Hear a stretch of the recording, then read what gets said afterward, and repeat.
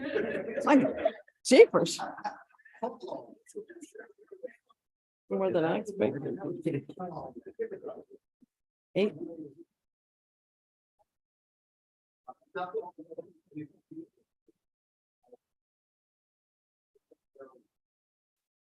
Mr. Barry Busada. Here. Dr. Jimmy Clark. Here. Dr. John Condos. Mr. Steve Davison.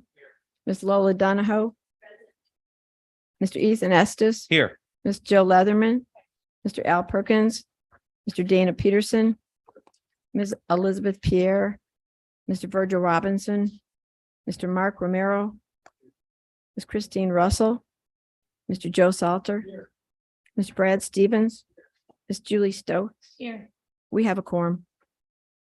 Supervisor Davidson, lead us in invocation as we begin.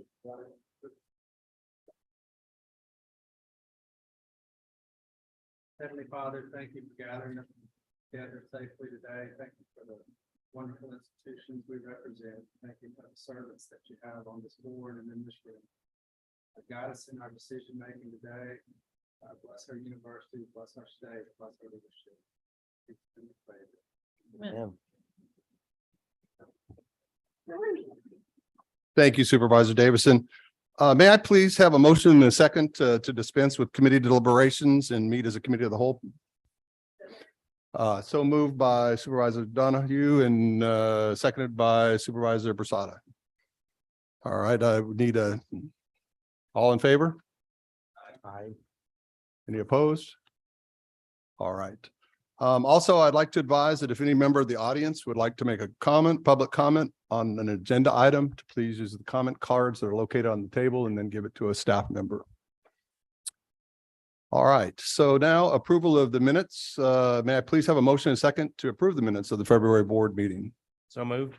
So moved by Supervisor Estes and second by Supervisor Salter. Thank you, sir. All right, all in favor? Any opposed? Motion is approved.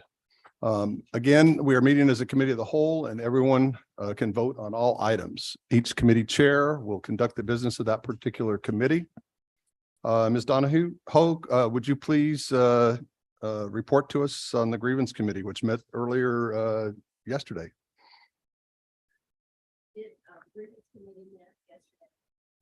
Ms. Can you bring your mic up? Okay. I'm sorry. Is it on?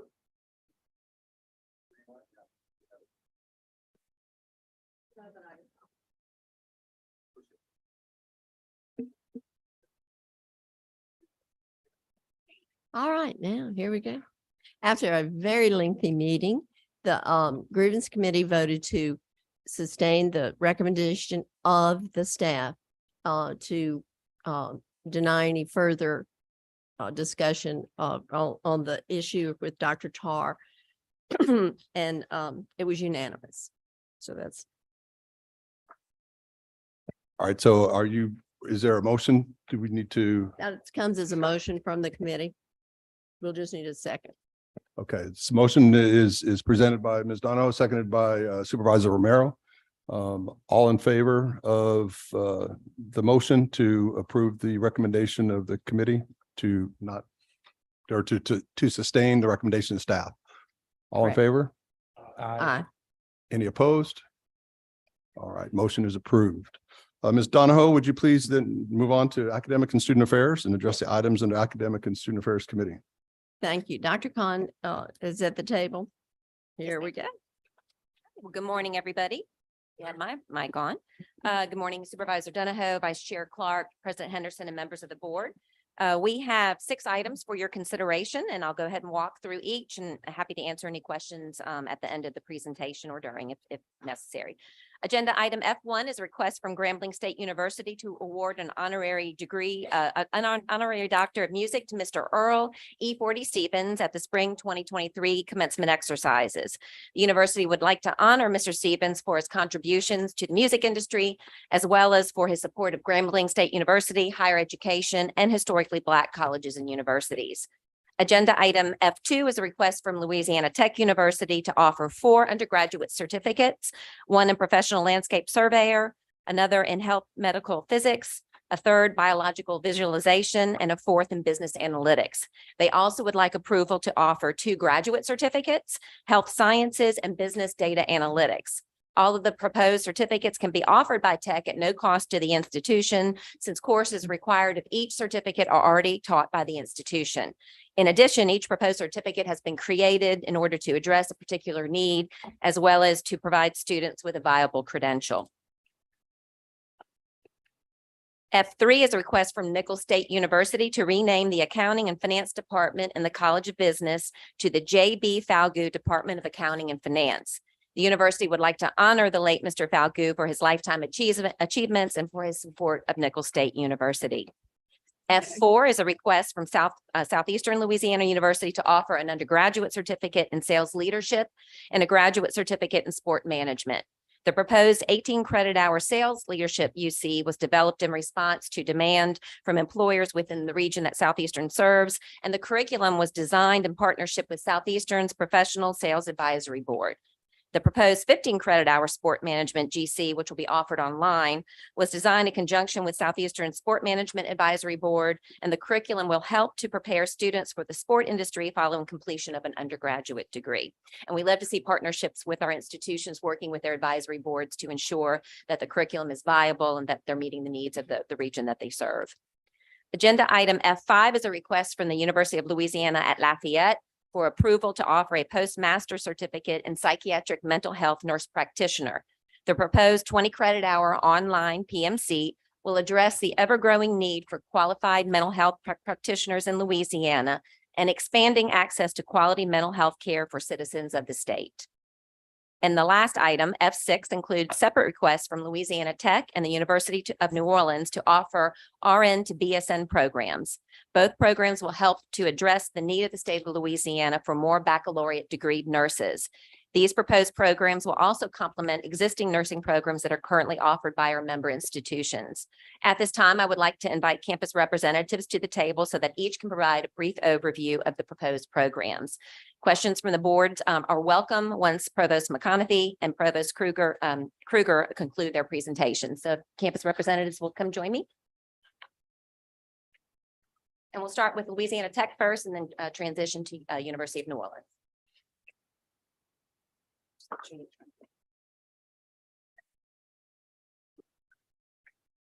Good morning. Morning. Thank you very much for this opportunity to present our proposal for this very important program to support our students and especially to support the growing need and the increased and continuing need for healthcare professionals in Louisiana. I'm going to introduce our Dean of the College of Applied Natural Sciences, Dr. Gary Kennedy, and our Director of Nursing, Dr. Sherry Pivoto, to make their presentation.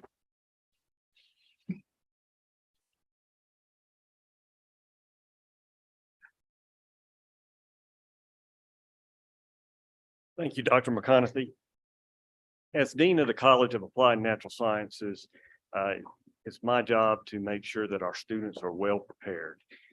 And the Division of Nursing is one of the academic units within my college.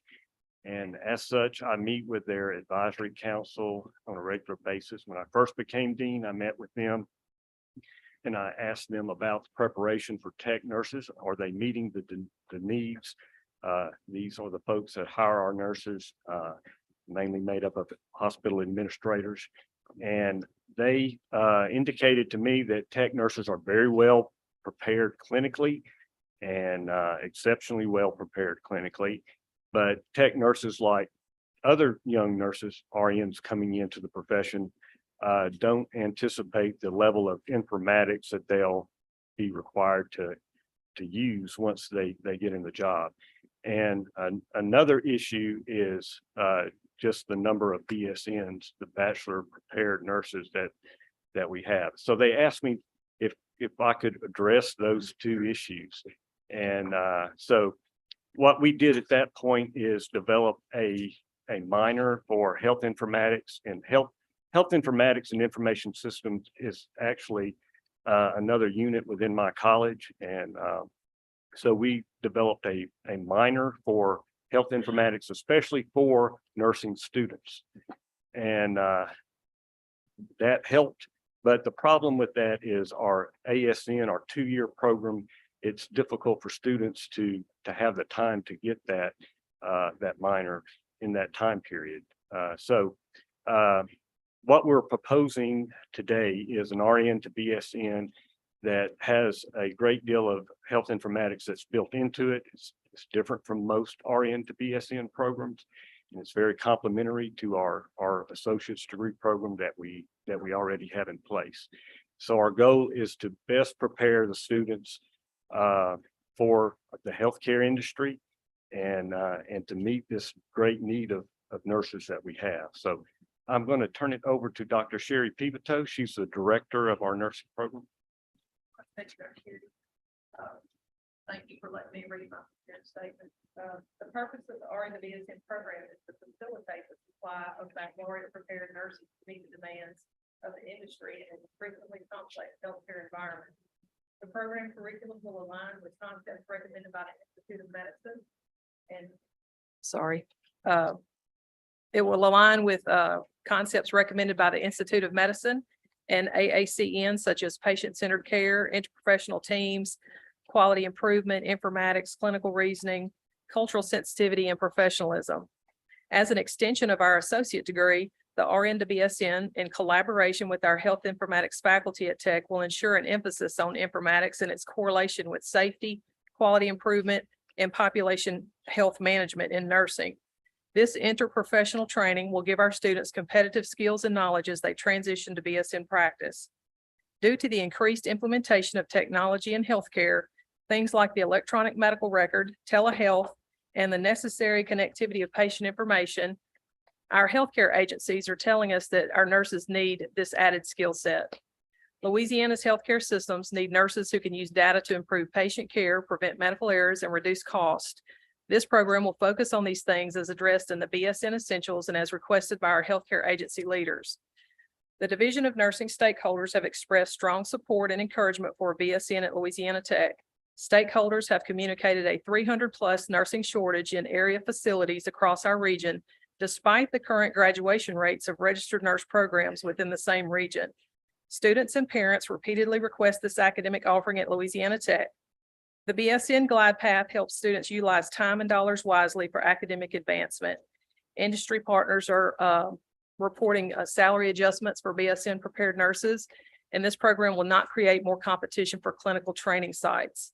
This program will provide an efficient route to address the statewide shortage of registered nurses without delaying their entry into practice.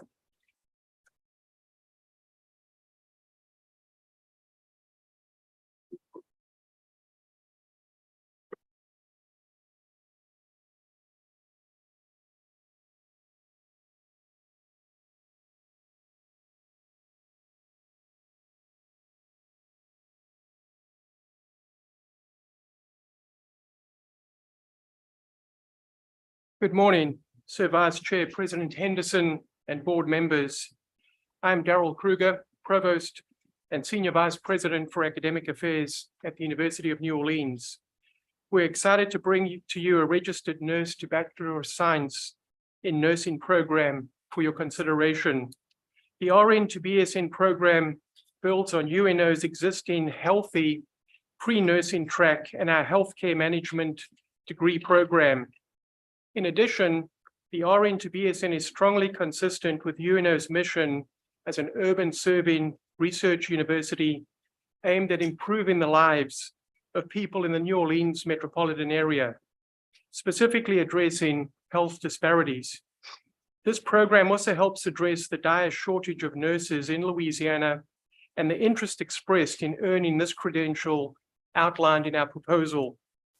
Finally, our RN to BSN courses will be offered in an online asynchronous format in 8-week sessions in partnership with Academic Partnerships, a high-quality third-party education provider.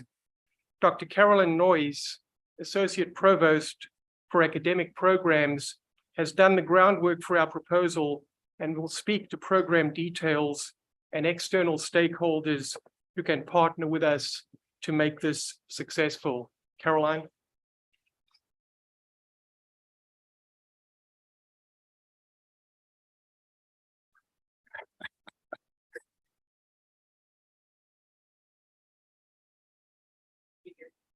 Make sure. And it says push. There. There we go. Good morning, and thank you for this opportunity to talk with you about this program. This program stemmed actually from a number of conversations that we had with some constituents both in and around New Orleans. I've talked with Delgado about it. They are extremely excited about the potential for this because Delgado is the largest producer of RNs in the region. And we would be the only public institution in the city with a full online program for the RN to BSN. The LSU Health Sciences actually has a 2-year RN to BSN, but it requires the first year is they meet in person, and then the second year is actually done on hybrid. One of the things is with the RN to BSN, especially in our conversations with Delgado, the focus has really been on the ability to take nurses who are staying in the region and then get them to the baccalaureate level so that they have the additional training that they need to work in the hospitals. We also have a healthcare management program, and this actually dovetails quite nicely with that. Again, with an emphasis on informatics and an emphasis on management skills and an emphasis on technology use. I think that this will actually be a benefit to the city and to the region because we need the percentage of nurses who are RNs continues to decline as the population ages. And so we need to bring people up to that baccalaureate level so that they actually have their outcomes are actually better at the end of the day.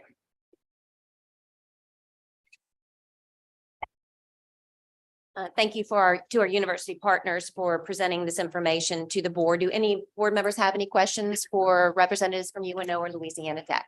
Madam Chair, could I say one thing about these programs? You know, our system has been committed to a growing challenge of the shortage in nurses. This is a multifaceted problem. It has problems with an aging workforce. It has problems with an aging populace. It has problems within culture in some healthcare settings that nurses are leaving the profession. The pandemic only exacerbated that. These two programs are offered as a way to help as part of the solution. I will tell you that last year we admitted 85% of qualified applicants to clinical programs in our ADN and BSN programs around the state. We were successful in obtaining capital infusions to expand the nursing program with a new nursing building at Nichols, to expand the new nursing building, the nursing building here in Baton Rouge. It's operated by Southeastern, and establish a new nursing building in the Hammond area in the growing North Shore. The acquisition of the Lourdes Medical Complex in Lafayette will dramatically expand the ability for UL Lafayette to produce nurses. And there's one glaring opportunity in front of us, and that's at our largest nursing program, one that has more than a 75-year vaunted history. And of course, that's at Northwestern. They have a building right next to their nursing facility, their nursing college in Shreveport called Warrington Place, that is a perfect shell ready to be built out to expand capacity in that program. As we approve programs, I think it is incumbent upon us, and certainly this elevates the discussion. It's incumbent upon me, our legislative team, and our advocates to secure the funding to expand that physical capacity as we expand the quality and the quantity at our associated programs. All of these together will enable us to, I think, address the aspects of the nursing shortage that are within our purview. We will also continue to work with providers on other aspects of changing the culture in healthcare, helping them become, understand how that can contribute to retention of nurses as we solve this crisis. I'm proud that we're on the forefront of that, and getting the Warrington Place project built out will be absolutely essential to our efforts. Thank you, Dr. Henderson. I just want to be perfectly clear that as a board, we're going to put extensive efforts toward getting this building in Shreveport ready. Of course, our nursing program at Northwestern, as you well are aware of, can produce many more we're in the position, if we have this building and 2 more professors. And so if we're looking to create an atmosphere where we can actually produce more nurses, then this has to be in the forefront. So is my understanding that this will be a issue that will be brought not just to the legislature, to every funding area? You have my commitment of that. And of course, I'll work closely with the leadership at Northwestern, with local partners. We will work diligently with the legislature and other aspects of the Capitol building to secure and to prioritize this. It has been a priority of this board for many years. It's been a priority at Northwestern for many years. Certainly it has gone through all of the formal capital outlay processes. It's the advocacy that will be amplified to the nth degree. All right, thank you. Yes. You know, I want to commend our universities, certainly our leadership here at the system level, continue to focus on areas that we can improve delivery of qualified graduates to different employers that we have throughout the state. You know, by expanding nursing, and we all know the difficulty of doing so. There are kind of 4 corners that we satisfy, obviously, the residents of our state and those that seek healthcare and recovery in the state through our institutions. Obviously, our universities who are tasked with the responsibility of bringing good output to satisfy the staffing needs, different levels and tiers that we deliver healthcare to our citizens. And we certainly recognize there's 2 really important areas. I certainly hope that, by enabling students to follow the track, that we continue, and some of them even come back, complete graduate studies, elevate their capabilities and become staff, because it's one of the other trying challenges. I realize that our students, are looking for good careers. This is one heck of an opportunity to continue to enhance the life of the student, because once they graduate, they have guaranteed highlight learning and job stability, which is pretty much go where they want. If you want them to stay here, if they want to attract them, retain them, I think a lot of their experience that occurs in our colleges and our universities is going to improve that overall. And again, I think this is a great opportunity. It's a fairly easy fix, and I think that we've done today will enable us to continue to drive the outputs that we have on the healthcare side and all the other areas. But this is one that I'm pretty proud of at all universities, whether enhancing our healthcare systems. That UL Monroe, which is their healthcare side focus, and UL Lafayette, the Northwestern opportunities. I think we can only do more to satisfy the demand. And I'm just so very behind the ball and doing it. Step up and continue to improve that. So thank you for bringing this up. Any other members have any comments? Yes.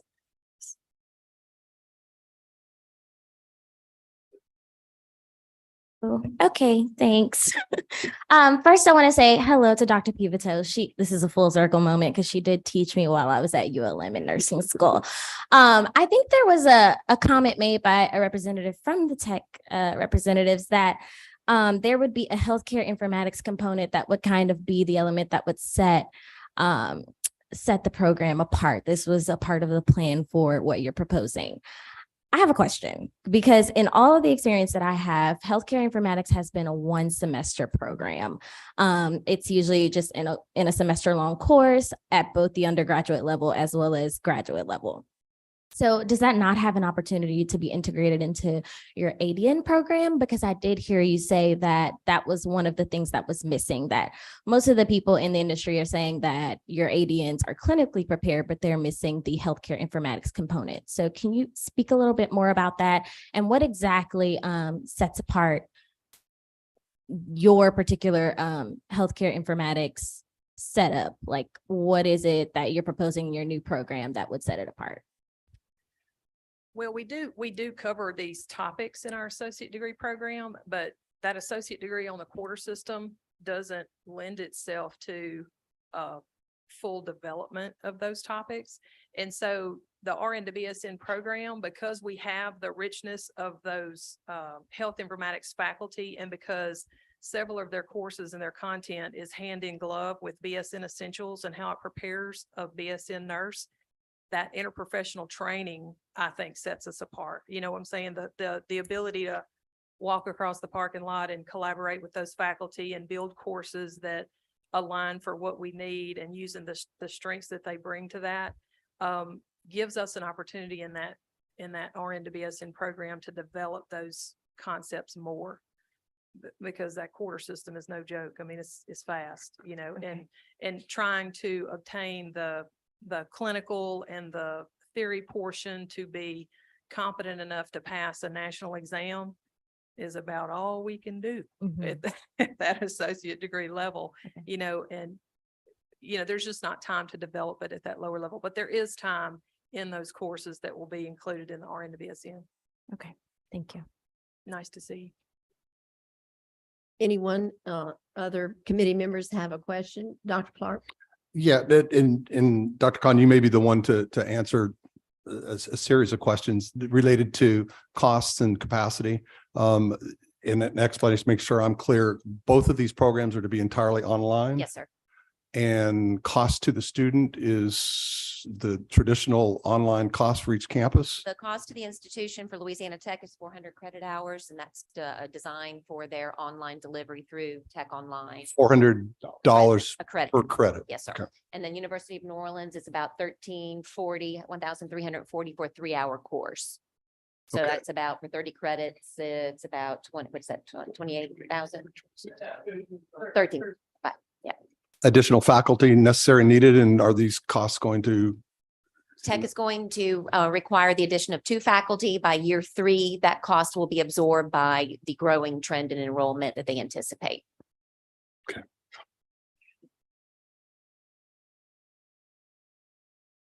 That's all my questions for this program, but I do have a question related to the other items. Sure. And before we move on, I would like to take a quick point of personal privilege. I am so fortunate to work with some phenomenal provosts, and I can't thank Dr. McConaughey and Dr. Kruger more and their teams for working to design curriculum that is very strong and that is needed, not only in the region that you serve, but the state of Louisiana. It's always whatever information we need, they give it and then some. And so thank you very much. I'd like to publicly thank you both and congratulate you should this be approved. So Dr. Clark, you have a few other questions on some other matters? On the items, 3 of the 6 items referenced and you know, are related to certificates. Yes. I think 2 in the undergraduate, 1 in postmasters. Can you remind me or the certificates and what that implies and means and how that differentiates? And also, where do we stand in terms of production of certificates? And, Sure. and are these being reported, and are we, you Yes. know, submitting them to iPads or anything? Absolutely. Yes. Graduate certificates have been around in the state of Louisiana for quite some time. Most of them are designed, and I think there are about 47 of them in total, if I'm not mistaken. And most of those are designed for teachers to go and get additional certification or licensure in other areas. A graduate certificate is designed for those students that have already earned a baccalaureate degree, and they either, the student or the completer graduate either wants to come back to retool or to enhance their skills. Let's say they have an MBA and they one of the data analytics graduate certificate that's proposed to this board today. If I have an MBA and I'm in the business industry, maybe I want to learn how to utilize data to help my company make better decisions. So I would go back and get that graduate certificate. And the beauty of a graduate certificate, yes, I as a student could go back and take those classes and have them on my transcript. That's all fine. I could show my employer, but to have an actual credential that goes along with it that you can, that better formalizes the accomplishment, helps someone market themselves to their current employer or when they go out into the industry for looking for a new job. The undergraduate certificate is relatively new within the last 6 years, if I'm not mistaken. The University of Louisiana system offers the most undergraduate certificates here in comparison to all of the other systems. We have 40 undergraduate certificates, and there's a total of 49. And that is what you see today before you. A lot of these are areas of focus. And again, those are pulling out those classes that a student, when they complete their undergraduate degree, can say, I have a degree in accounting, but then I also have this area of emphasis through the certificate program in data analytics, in maybe sales management, whatever it might be, that enhances that education and makes that student more marketable. Are again to the Yes. you know, reporting and the numbers that we are producing? Those are all identified on the CRIN. The numbers are tracked. Since it's so relatively new, you're still seeing, and you've asked this question before, and the answer remains, as time goes by, you're going to have those students complete. So the completer numbers aren't as robust as you would think, because it's a new kid on the block still, basically. But they're drawing in students no matter what the area of focus is in the certificate area. Like I said, graduate certificates have been around for quite some time. So they're well established, and they complete the necessary students to be viable and to remain being offered through low completer reviews and whatnot. Your undergraduate certificates, since they're relatively new, you'll see those completers come online as time allows. And you're correct. I have asked before, and I will continue to ask, because I am really curious about how the numbers, how many students are accessing and what is happening to them when they go into the workplace. Does it really, impact and affect? And if so, then we should be doing more or emphasizing. And if not, then we should maybe. And it runs, Dr. Clark, it runs all over the board. I mean, I'm looking at the CRIN here, and with our partners from Louisiana Tech right behind me, their undergraduate certificate and GIS completed 15 in 2022. Then we have some in English as a second language offered by Louisiana Tech. Y'all seem to be my favorite this morning. Completed 8. And so you see these numbers as time goes by: 4 completers, 3 completers, 9 completers. They're starting to really uptick as students become aware of them. Universities publicize them more, and students are taking advantage of that opportunity. Okay. Yeah. And always here to provide any more information offline or otherwise. All right. Thank you. Anyone else on the committee have questions of either Dr. Khan or our guest from Tech and UNO? Is it any person in the public wish to make a comment or ask a question? Okay. Does that complete your report, Dr. Khan? Yes, ma'am. It sure does. Thank you. Okay. We'll need a vote to approve these items. It's been moved by Mr. Romero. A second. I'll second Stevens. Second by Mr. Stevens. And Carol, I think we probably have to have a roll call vote for this. Or just a voice vote. Voice vote. All in favor say yes. Yes. Any opposed? Thank you very much. Is there any other business to come before this committee? If not, then we'll adjourn and hand it back off to the next committee. Thank you, Supervisor Donahoe. Point of personal privilege to thank you, Dr. Henderson, for elevating the need to prioritize or continue to prioritize the build out of the nursing building for Northwestern. I think it's extremely, relevant, important, and certainly timely, given the legislative session is currently going on and those decisions are being impacted and made as we go forth. If there's anything that we can do as a board or need to do, please let us know and be of help. Mr. Chair, I certainly will do that. I will tell you, Northwestern announced just less than a year ago a major public-private partnership with Blue Cross Blue Shield of Louisiana, Willis Knighton Health Systems, which is one of the major health providers in that area, and other partners to produce 1,000 additional nurses over the next decade for that region. They also have 14 full-time faculty members that are funded totally by a private provider, which shows that they have dug under every rock for resources, and that those efforts should be commended, but also supported. And building out that capacity would be a huge win for them and for the state. Yes, Supervisor Levin. Yeah, I just wanted to make a final comment, Dr. Clark. So congratulations to both Tech and UNO. I think that moving towards an RN to BSN program does sort of kind of address the nursing shortage issue. It moves us more towards baccalaureate prepared nurses who are able to be in management positions, which I truly believe is the underlying issue. And you guys know how I feel about that. So I just wanted to say congratulations to those two. All right, it's time to move on to athletic committee. Mr. Perkins is still en route. I believe he had bus duty this morning for his children, and he'll be here shortly. But in the interim and timeliness, Mr. Stevens, will you take it for him? Chair, Athletics Committee, I should use the analogy. I'm pinch hitting for Mr. Perkins. Good. We've got 13 items on the Athletic Committee agenda today, all consent agenda items. Mr. Bruce Janay will provide a brief overview of those items and do so by campus. Bruce, if you would check your microphone to make sure that it's on. Thank you, Dr. Henderson. Members of the board. Campuses are requesting approval of the following. Item G1 and G3. Caitlin, would you mind checking his microphone? Yeah, I'm not sure it's still, it's on Bruce. Or maybe Bruce move to the next chair. That other mic seemed more sensitive.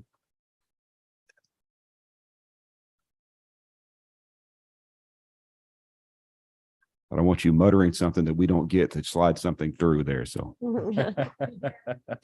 Okay, what about now? perfect. Great, Yes, thank you. much better. Again, thank you, Chair Stevens, members of the board, and Dr. Henderson. Campuses are requesting approval of the following. Items G1 through G3 from Grambling. Contract with Courtney Simmons, head women's basketball coach. Contract addendum with Trey Ann Scott, Vice President of Intercollegiate Athletics, Athletic Director, and a contract with Dante Jackson, head men's basketball coach.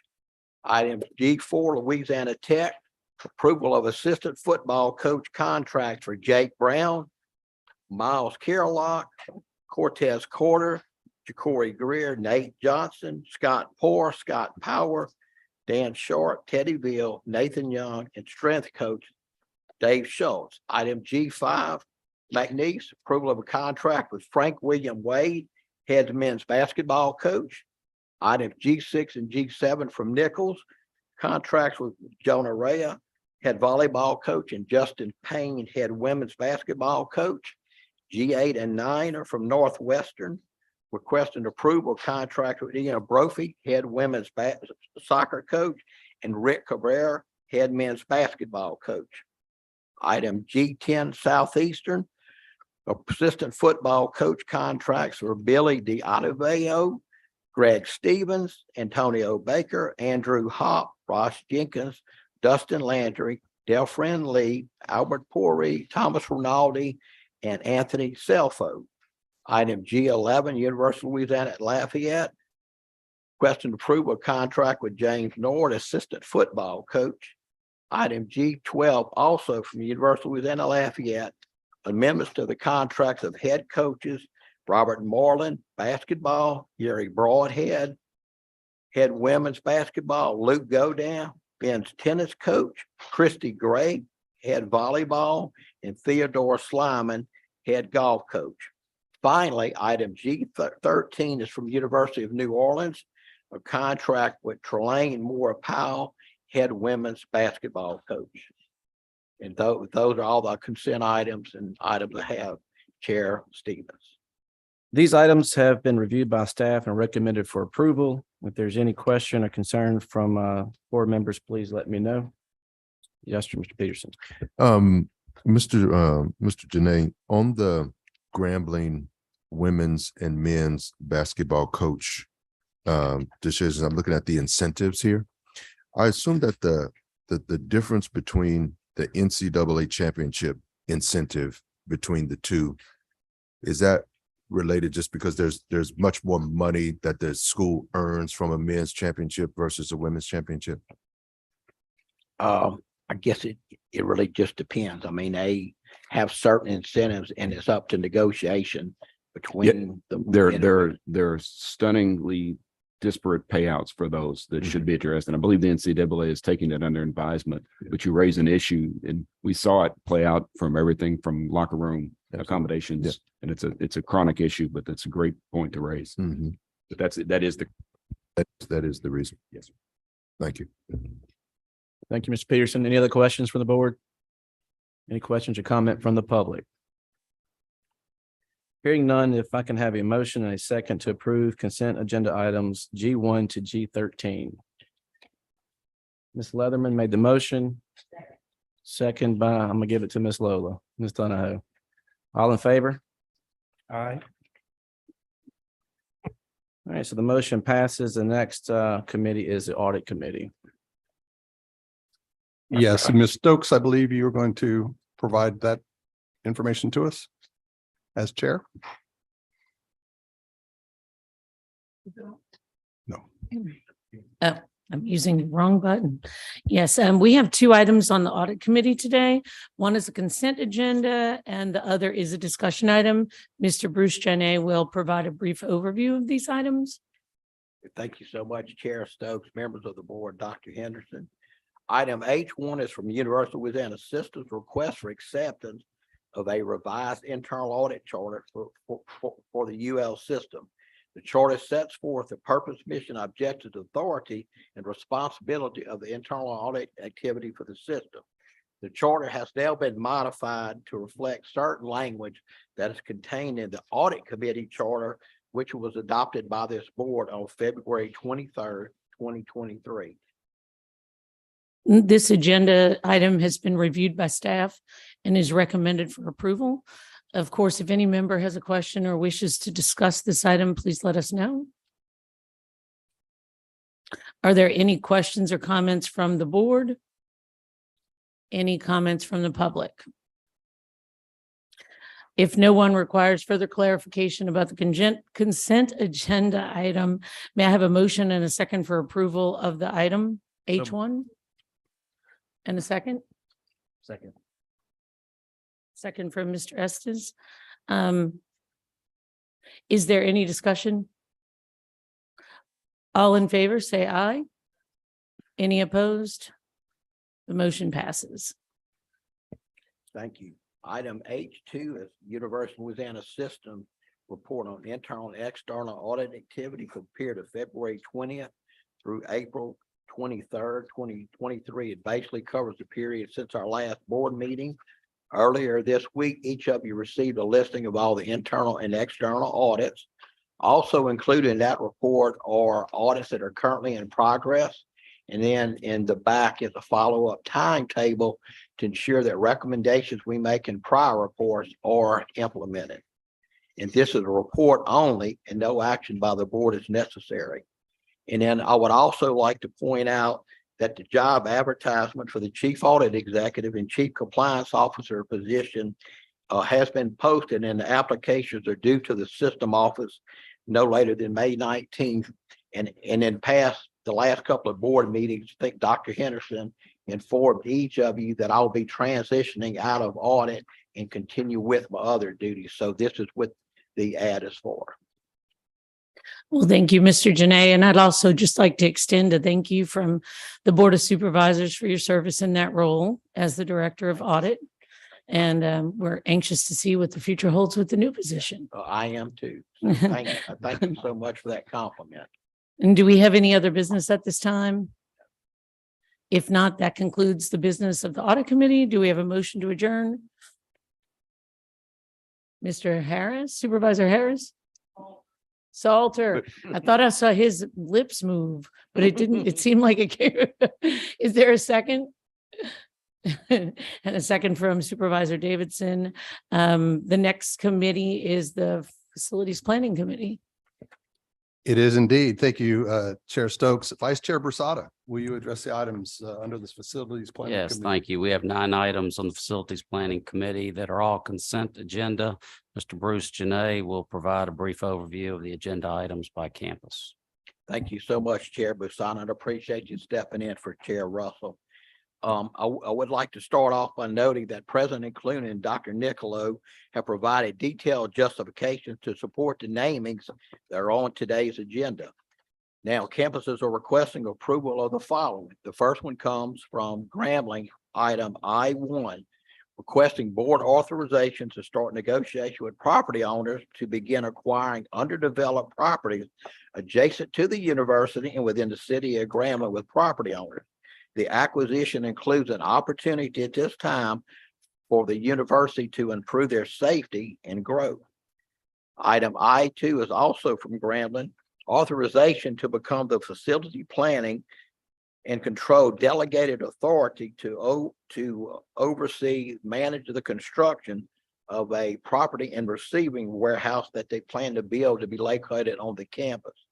The previous warehouse was destroyed by a fire in October 2020. The cost estimate to rebuild the existing facility was $1.6 million, which exceeded the settlement from the insurance proceeds.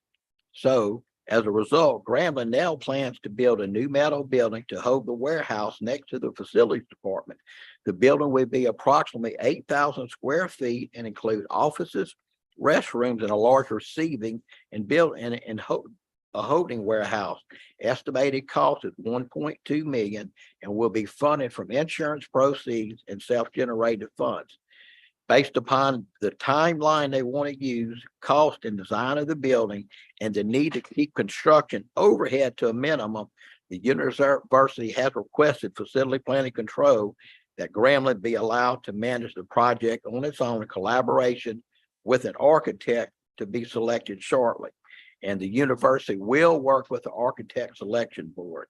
We have done similar projects and it's worked well, and it allows the university to save funds that they don't have to pay facility planning for overhead. Item I3 is from Nichols, named the Student Union Common Student Gathering Social Space inside the Donald Bollinger Memorial Student Union, the Boise Bollinger Commons.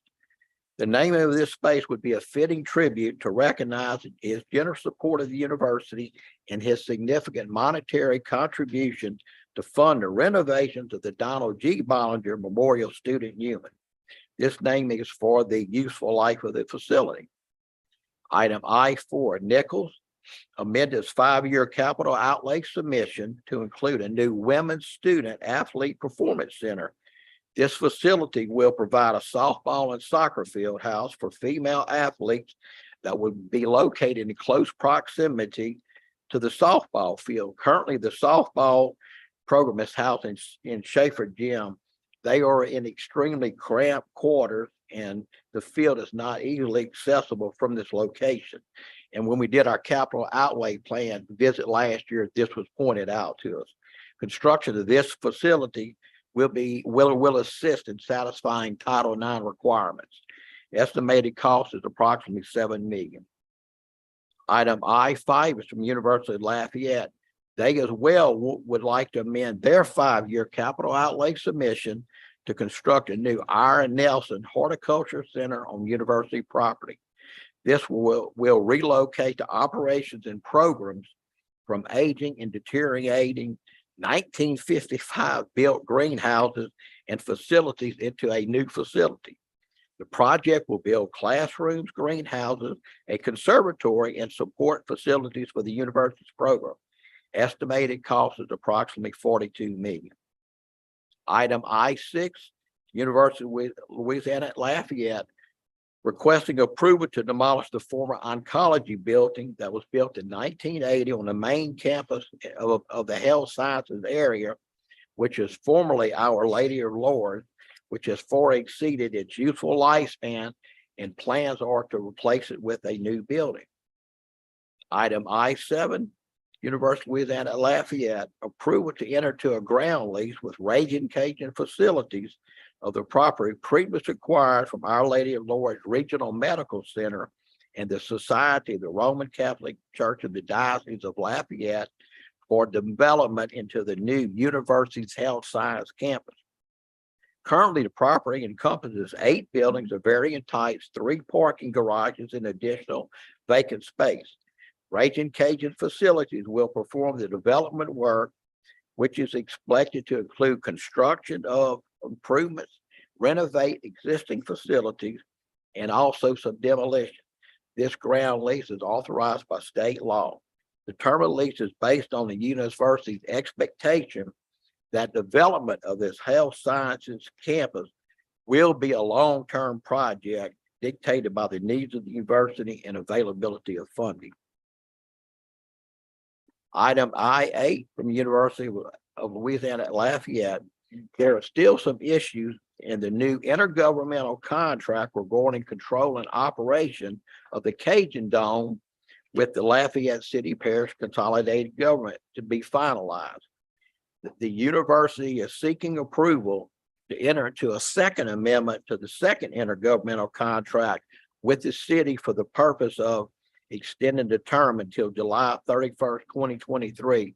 They expect that they can have the new intergovernmental contract completed in June and present to the board, but they wanted to go a little past just to make sure, since this has gone on. I want to note that the city approved the extension on their end on April 18th, so the city is in full agreement with it. Finally, I-9 is from University of New Orleans, requesting approval to name room 112 in the International Center as a Rosemary and Brunswick Doy Seminar Room in recognition of significant economic, financial, and charitable contributions that Rosemary V. and Brunswick D. Deutsch Foundation has made to the state of Louisiana, the city of New Orleans, and the University of New Orleans. The dedication will be for the useful life of the facility as well.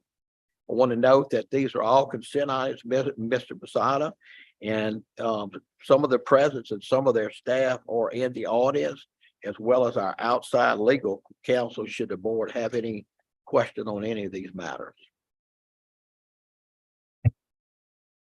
All these agenda items have been reviewed by the system staff and outside legal counsel and are recommended for approval. Of course, if any member has questions or wishes to discuss any of these items, please let us know. Are there any questions from the public? If no one has any further clarifications or questions, agenda items, may I have a motion and a second to approve items I-1 through I-9? By Mr. Salter, have a second by Mr. Romero. All in favor, say aye. Aye. And any opposed? Motion carries. There being no further business, this concludes the business of the Facilities Planning Committee. Chair, You have something? Vice Chair Brasada, I do have a request. Seeing the two Grambling items on the agenda reminds me that we have sort of an outstanding issue that the board was, firsthand experience. We listened to, the circumstances. It's been about a half a year since we've been up there. It was February. Okay, it just seems like it. But do we have any updates? Do we know where things stand? How are we progressing with the library facility there? So, Mr. Chair, as you remember, at the end of February, the board was in the library at Grambling, and we're struck by the aesthetic and the potential of that facility, but the facility is still unoccupied. We do not own that facility at this point. At that briefing, Mark Moses from Facility Planning and Control laid out a plan where they would bring water testing in and do comprehensive water testing, expediting that plan so that instead of the contractor and the designer doing their own water testing, that this would be the testing. That is occurring now. That testing has completed one full side of the building, has identified multiple places where there is water intrusion.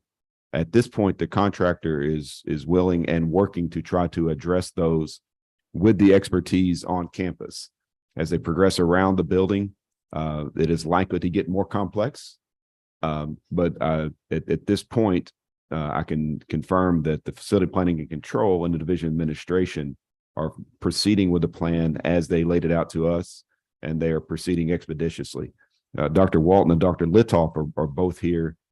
They're at the center of the impacts of this, and we actually presented Mark Moses and I together to the Board of Regents, who were inquiring about the same issue yesterday. And the facility itself is an issue, as it would be with any facility. But the fact that you have a facility that is this stunning aesthetically, that students are driving by every day and walking by every day and not able to access, is problematic. They are suffering damage. Grambling is suffering damage, and that has to be calculated in as we move this forward. We made that case very strongly to the division. They agree completely. It's certainly something that will be factored in. Our legal counsel is giving me a look to stop talking about that specifically, and I will. But it's important that for the students of Grambling, for the faculty of Grambling, that this facility be brought online as quickly as possible, but only when it is properly constructed and proper for occupancy. And we're committed to moving that forward and working diligently until that's done. Thank you for the update. Yeah. Thank you.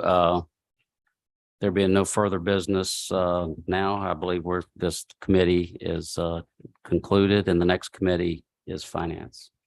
Chair Romero, will you address the items included on the Finance Committee, please? Thank you, Mr. Chairman.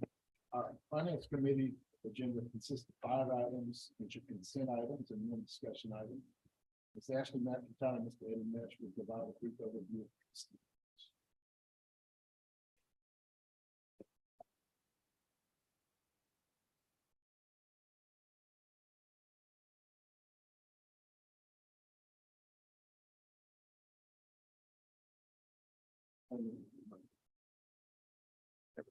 Better? Yeah. J1, Grambling State University request for approval to establish LAQSF endowed professorships and endowed scholarships.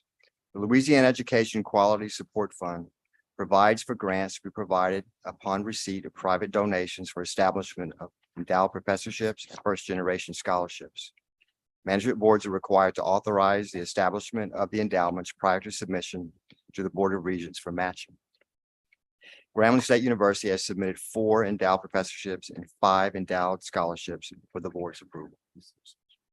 J2, Louisiana Tech's request for approval to amend its food service lease agreement with Aramark Education Services LLC. Louisiana Tech requests approval to amend its meal services agreement with Aramark through 2 amendments. The first amendment replaces the definition of campus food service with a more precise definition.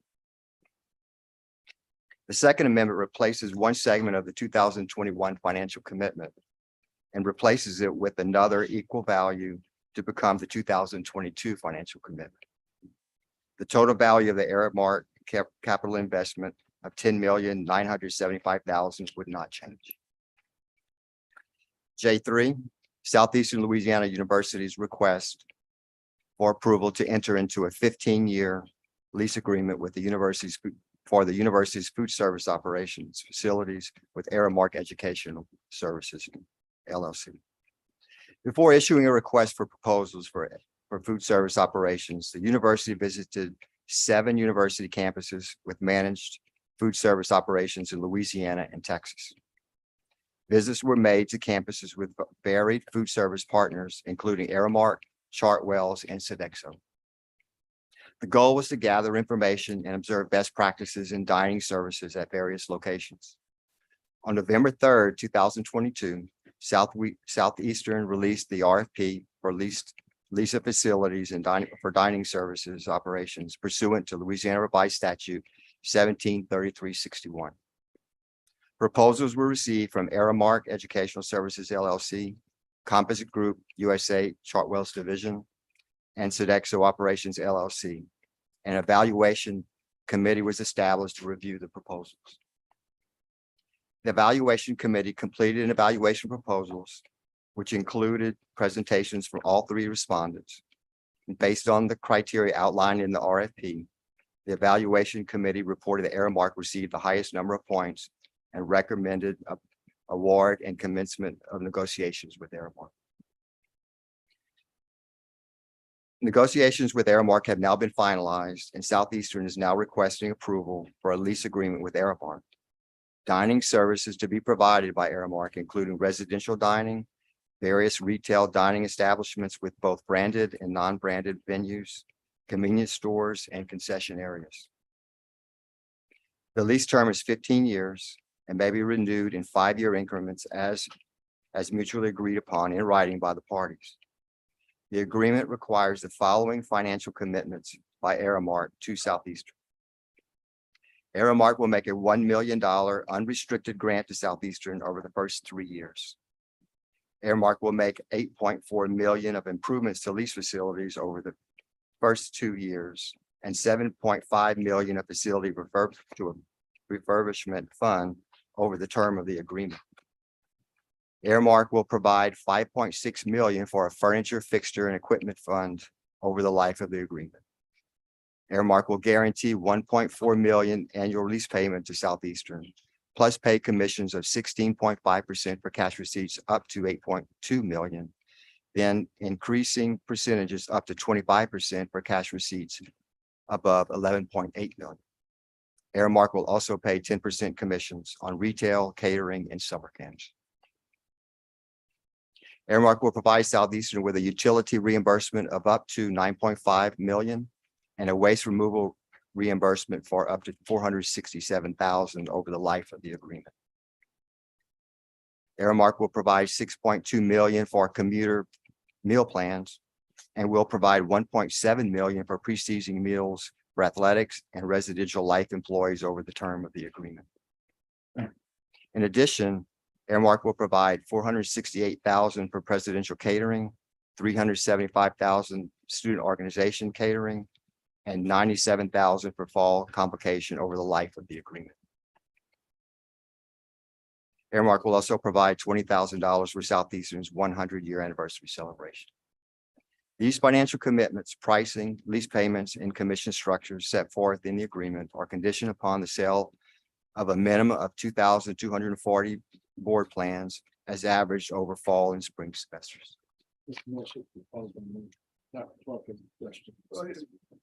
Just as we go through this, I mean, the detail is great and I appreciate it, but questions come to mind. I just didn't want to wait till the end of all the items on the agenda before addressing. I don't know if you want to continue to.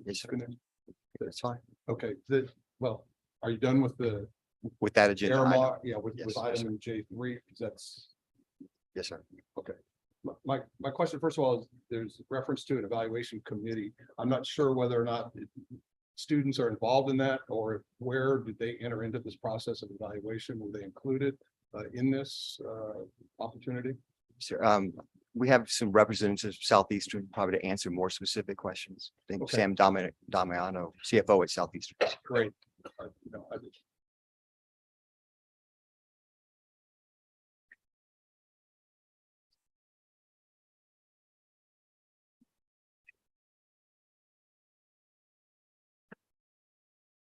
Morning, Mr. Chair, members of the board.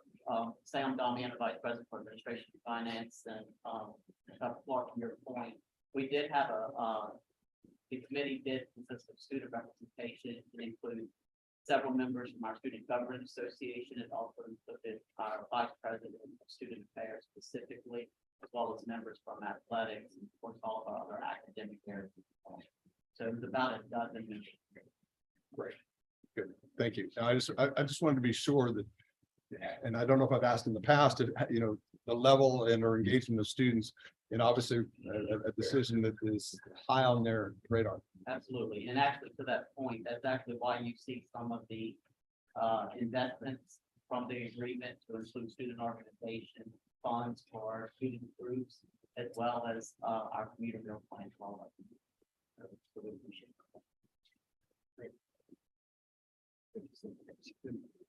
Dr. Mesh, one other question, not related directly to this, but just in its entirety, is I mean, periodically we get these contracts that come up.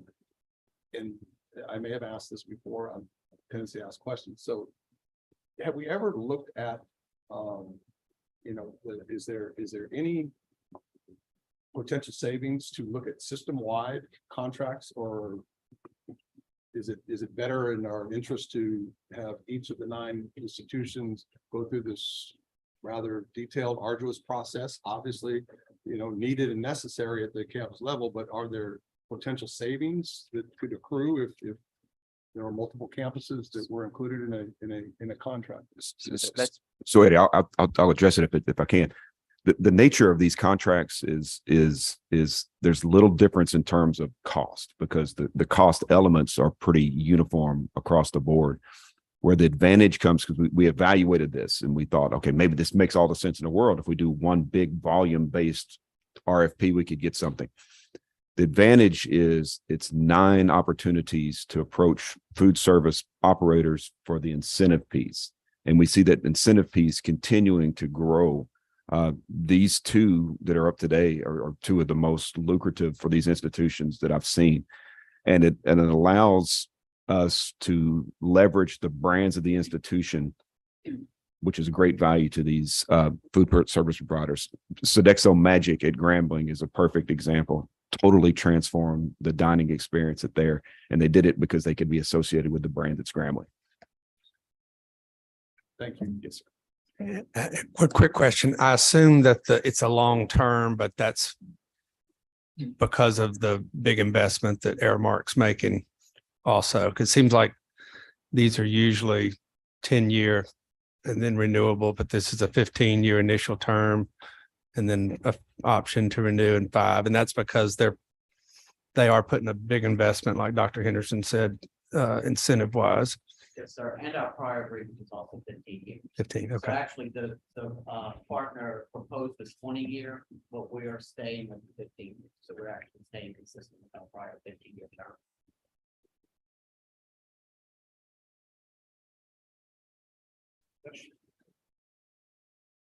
J4, University of Louisiana at Monroe's request for approval to charge a $4,000 per semester professional fee for its Doctor of Physical Therapy program. At its June 2018 meeting, the Board of Supervisors approved University of Louisiana Monroe's proposal for a Doctor of Physical Therapy program. And student enrollment in the program is expected to be fall 2023. The university now requests approval to charge a $4,000 per semester professional fee for students enrolled in the program. When the DPT fee is added to the ULM graduate attendance fees at 9 hours plus estimated program expenses, the total amounts to $18,178 for the academic year.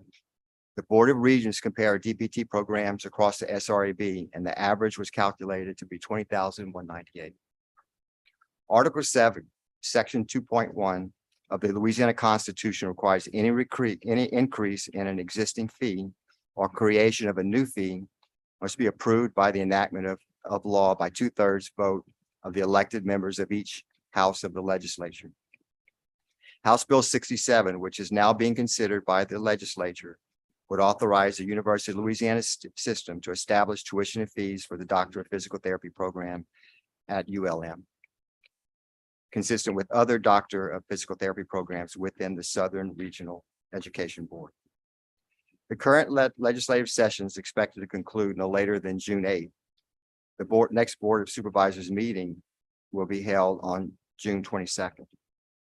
The university requests that the board approve the professional fee contingent upon approval of the legislature so that the university can begin planning for the fall 2023 semester.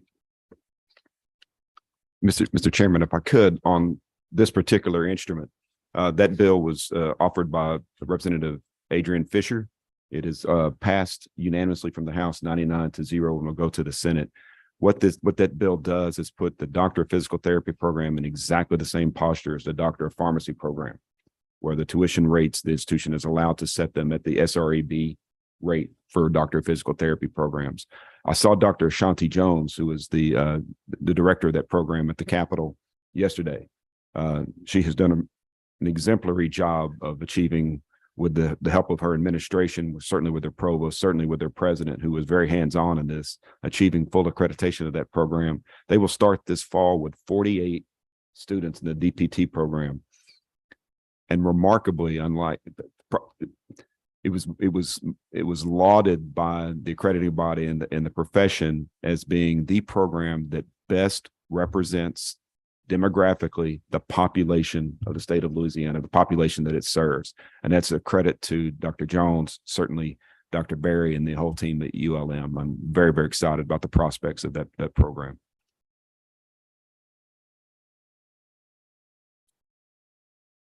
Okay, item J5 is the system's recommendation for campus housing and meal plan rates, auxiliary rates, energy surcharge, and non-governmental charges for academic year 2023 to 2024. Annually, each institution has to submit their request for approval for these different rates and charges, and they are subject to board approval. The housing, meal plan, and auxiliary requests are comparable to the most current consumer price index, with the exception of a few rates requests that have not been adjusted in the last few years. These rates are generally subject to contractual arrangements with vendors. Energy surcharge requests have been supported by calculations submitted by the institutions and are all within the maximum allowed per policy. Other service charges have been supported by explanations of need and supporting documentation as necessary. This completes the consent items, Mr. Romero. Thank you all. Consent items J1 through J5 have been reviewed by board staff and recommended for approval. Of course, if any member has a question or wishes to discuss any of the items, please let me know. Are there any additional questions or comments from the board at this time? Any comments or questions from the public? Hearing none, if no one requires further clarification on the consent agenda items, may I have a motion and second for approval of items J1 through J5? So move Stevens. Mrs. Stevens, second by Mr. Musada. All in favor? Motion passes. At this time, Mr. Metz will provide a brief overview of the discussion. Item J6, University of Louisiana System Report of LAQSF endowments. At the February meeting, the board discussed LAQSF endowments and requested additional information about endowments that have been approved by the board but have not yet been matched by the Board of Regents. The Board of Regents provided us with a list of unmatched professorships, scholarships, and chairs.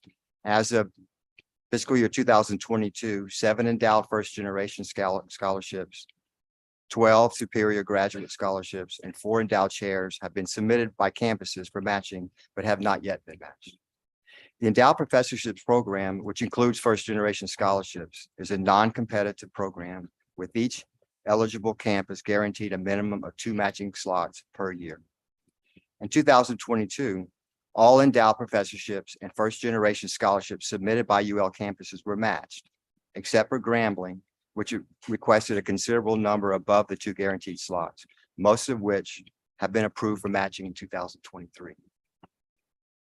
Superior graduate scholarships and endowed chair programs are selected on a competitive basis with no guaranteed minimum. They are selected on pre-established criteria and a point system.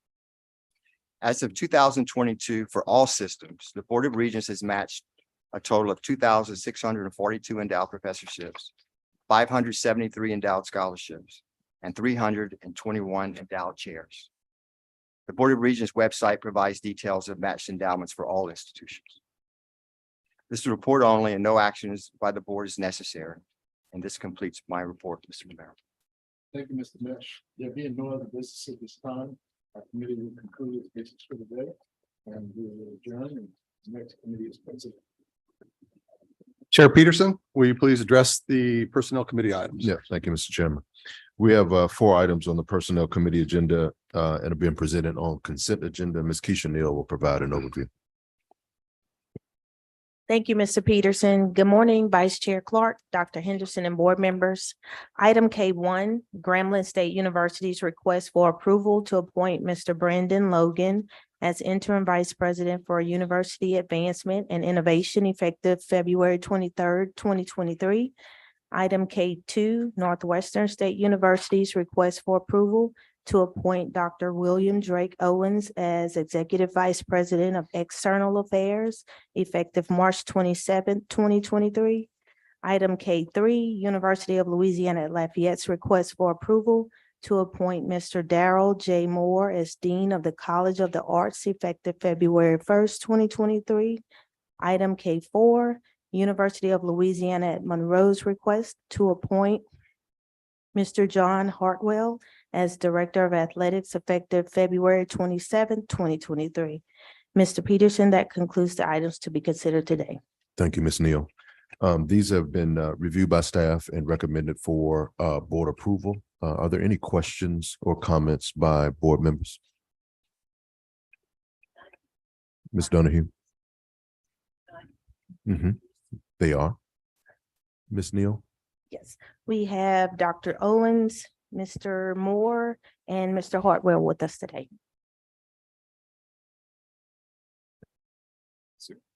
President. You guys want to please come forward and do you have any comments?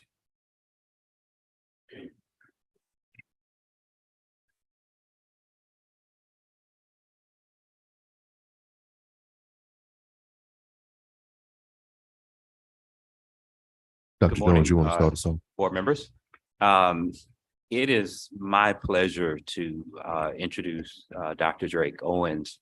I cannot think of anyone better suited to assume this position. Dr. Owens, for the past 7 years, has been the Assistant Vice President for External Affairs.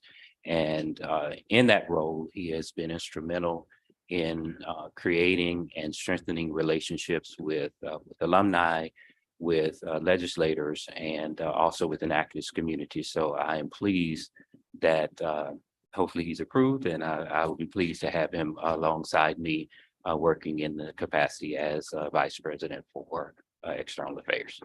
Dr. Owens. Thank you, Dr. Jones, Dr. Henderson, members.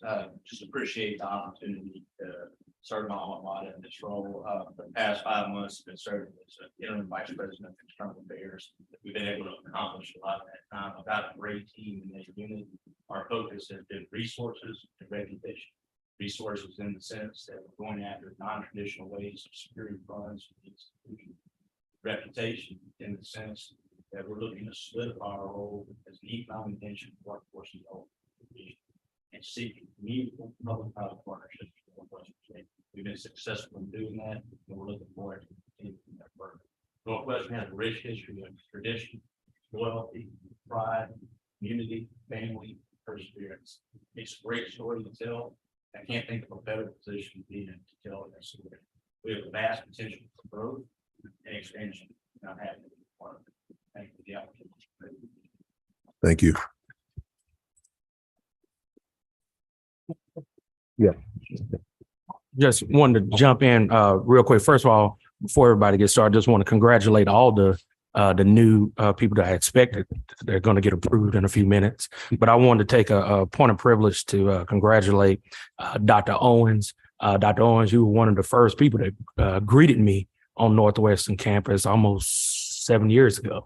And it's been a pleasure to watch you grow on that campus. I see the value that you bring to that campus and the student experience, but also all of us who come and visit. I don't think we've ever stepped foot on there and you're not there greeting us, accommodating us. So I know that you being there now will even in this position will even take the university to a higher level. And I just think that seeing you in that position is going to be great for the university in the future of it. So congratulations again. Any other comments from board members on Dr. Owens? Dr. Owens, I know you were very instrumental in helping with some of the nursing partnerships with our private institutions. Could you just elaborate on a couple of those that we recently secured? Yes, ma'am. We secured last year a partnership with Blue Cross Blue Shield of Louisiana. That involved a commitment of their organization as well as 10 different healthcare partners in our region. The aim is to increase nurses in the workforce by over 1,000 in the next 10 years, by 300 in the near term future over the next 3 to 4 years. This grant included money for faculty expansion, and not just in the sense that they're there during the day, but nights, weekends, so we can accommodate non-traditional students who are needed to develop their workforce skills. This also included scholarships for the students to help them financially. It was a good testament to the Northwestern nursing program, what they've been able to accomplish, and that we were selected for that grant. And it took a lot of work from everybody to get that involved. I mentioned I've got a great team. Lori Morrow is here, our Executive Director for Economic Development, Innovation, and Outreach, and our Dean of the College of Nursing, Dr. Joel Hicks. So when everybody works together, has good relationships with partners, great things have been able to happen. Thank you. Ms. Salter. What I'm going to say is very short and sweet, but sincere and to the point. Amen. Mr. Chair, if I could just add one personal point. There'd be nobody prouder today than Jerry Pierce. So congratulations. Great. Thank you, Dr. Jones. ULL. Dr. Henderson, Dr. Clark, members of the board, I am honored to introduce you today to one of the newest members of the Raging Cajun family, Dean Daryl Moore. Mr. Moore joined us earlier this semester after an extensive national search. Mr. Moore has a terminal MFA in advertising design from Syracuse University and a Bachelor of Fine Arts degree in communication design with a minor in art education from the Pratt Institute. He has a phenomenal background academically. He began his career in the design industry.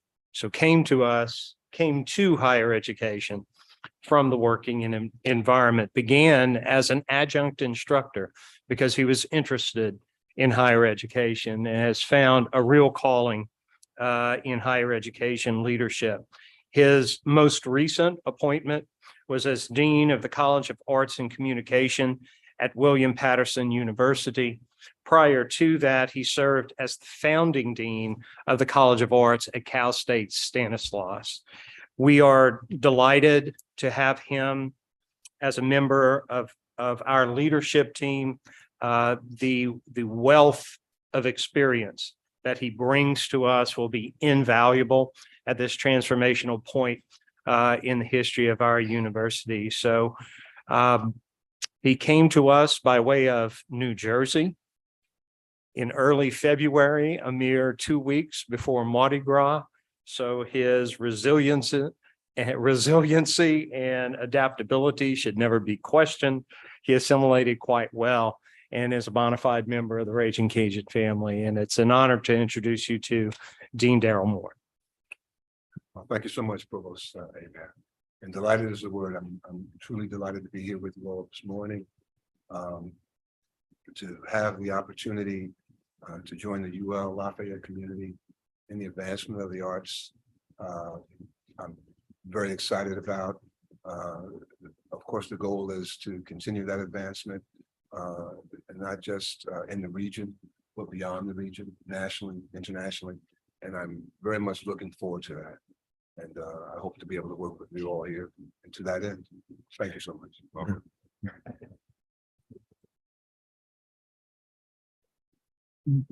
Dean Moore, before you leave, I wanted to thank you for taking the time at the UL Spring Gala to engage in conversation with me, to enlighten me on a number of items relative to not only your past experiences, but certainly for your vision for the future. Really a delight. I enjoyed listening to you and then watching you engage with all those in attendance. You certainly have adapted well. So look forward to continued conversations in the future. Thank you so much for that. And again, another one of those words that really, really valuable to everything that really gives us the fuel for higher education. Higher education is so important, as we all know. And I'm just privileged to be a part of that. I continue to be excited about it. Again, I'm so happy. Thanks. Any other questions or comments for Mr. Moore? Thank you and welcome. Dr. Barry.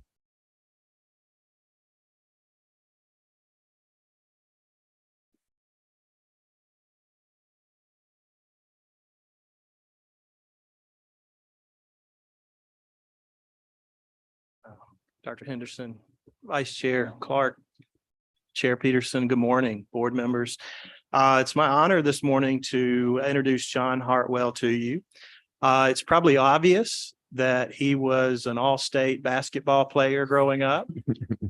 He also went on to play for the Citadel for 4 years. What might not be obvious is he's a CPA. And right out of college, he went to work for Ernst & Young, which was then one of the big 8. And to be honest with you, when we started our national search for our next athletic director, we were looking for someone who had a strong business background, but also outstanding, successful experience as an athletic director. And John has all of that. He spent many years at Ole Miss, and as a Mississippi State graduate, he's still here. That should tell you how impressive he is. He was an associate athletic director there. He went on to Troy University, which is a member of our Sun Belt Conference, and was athletic director there for 3 years.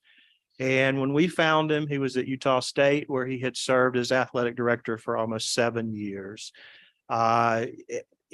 Athletics I've come to know it as one of the most complex things I've ever interacted with. And we are so fortunate to have someone with John's background and experience to help us take our Warhawk athletic programs to the next level. So it is my honor to introduce to you this morning, John Hartwell. Push that button. Fine words there, Dr. Berry, and Board of Supervisors, giving me the opportunity to be here this morning to win the Warhawk family. And, you know, it's in today's world of college athletics. I spent Monday and Tuesday of this week, spending a little bit of time with the president of the NCAA, who's the former governor of the state of Massachusetts, President Baker. And it is a dynamic and challenging time in college athletics. But despite the name, image, and likeness, transfer portal, all of those things, what's really important is that we never lose focus that we're in the education business. Yes. I mean, there is a reason why the 370 student athletes we have are called student athletes, not athletes, students. And you know, athletics sometimes is the front porch of the university. Hopefully in a positive way. It can be in a negative way from time to time. I told Dr. Berry this, when you have 370 18 to 22-year-olds, you are going to get those after midnight phone calls, and they've got to be addressed. You know, most things are very positive. I don't think we in college athletics have done a good enough job of publicizing and marketing positive things that our student athletes do. A lot of first generation college students who go on to do great things, and we've got to do a better job of marketing that.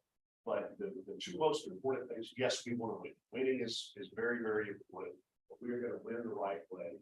And student athletes, the greatest win they can have in their college career is walking across the stage and getting that diploma. We can't ever forget that.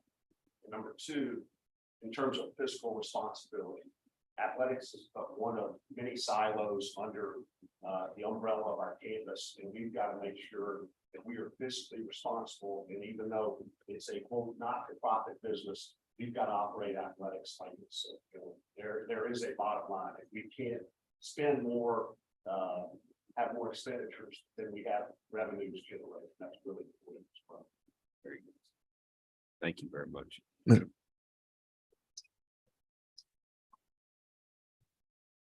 Mr. Chairman, Brandon Logan could not be here today. His president, Rick Gallo, is also in, I guess I can say this out loud. He is in Washington at the CIA, doing some studies, which is quite impressive. But I wanted to just say that I've gotten to know Brandon Logan quite well over the last couple of years as he's led the Doug Williams Center for the Study of Race and Politics in Sports. He is the optimal choice to fulfill this role at Grambling, and I know that you will love getting to know him in the years to come. Thank you, Dr. Henderson. Ms. Peterson, just wanted to echo, I'm sorry. Yeah, I don't think this request to speak button works, does it? Aha, I'm like, they never call on me.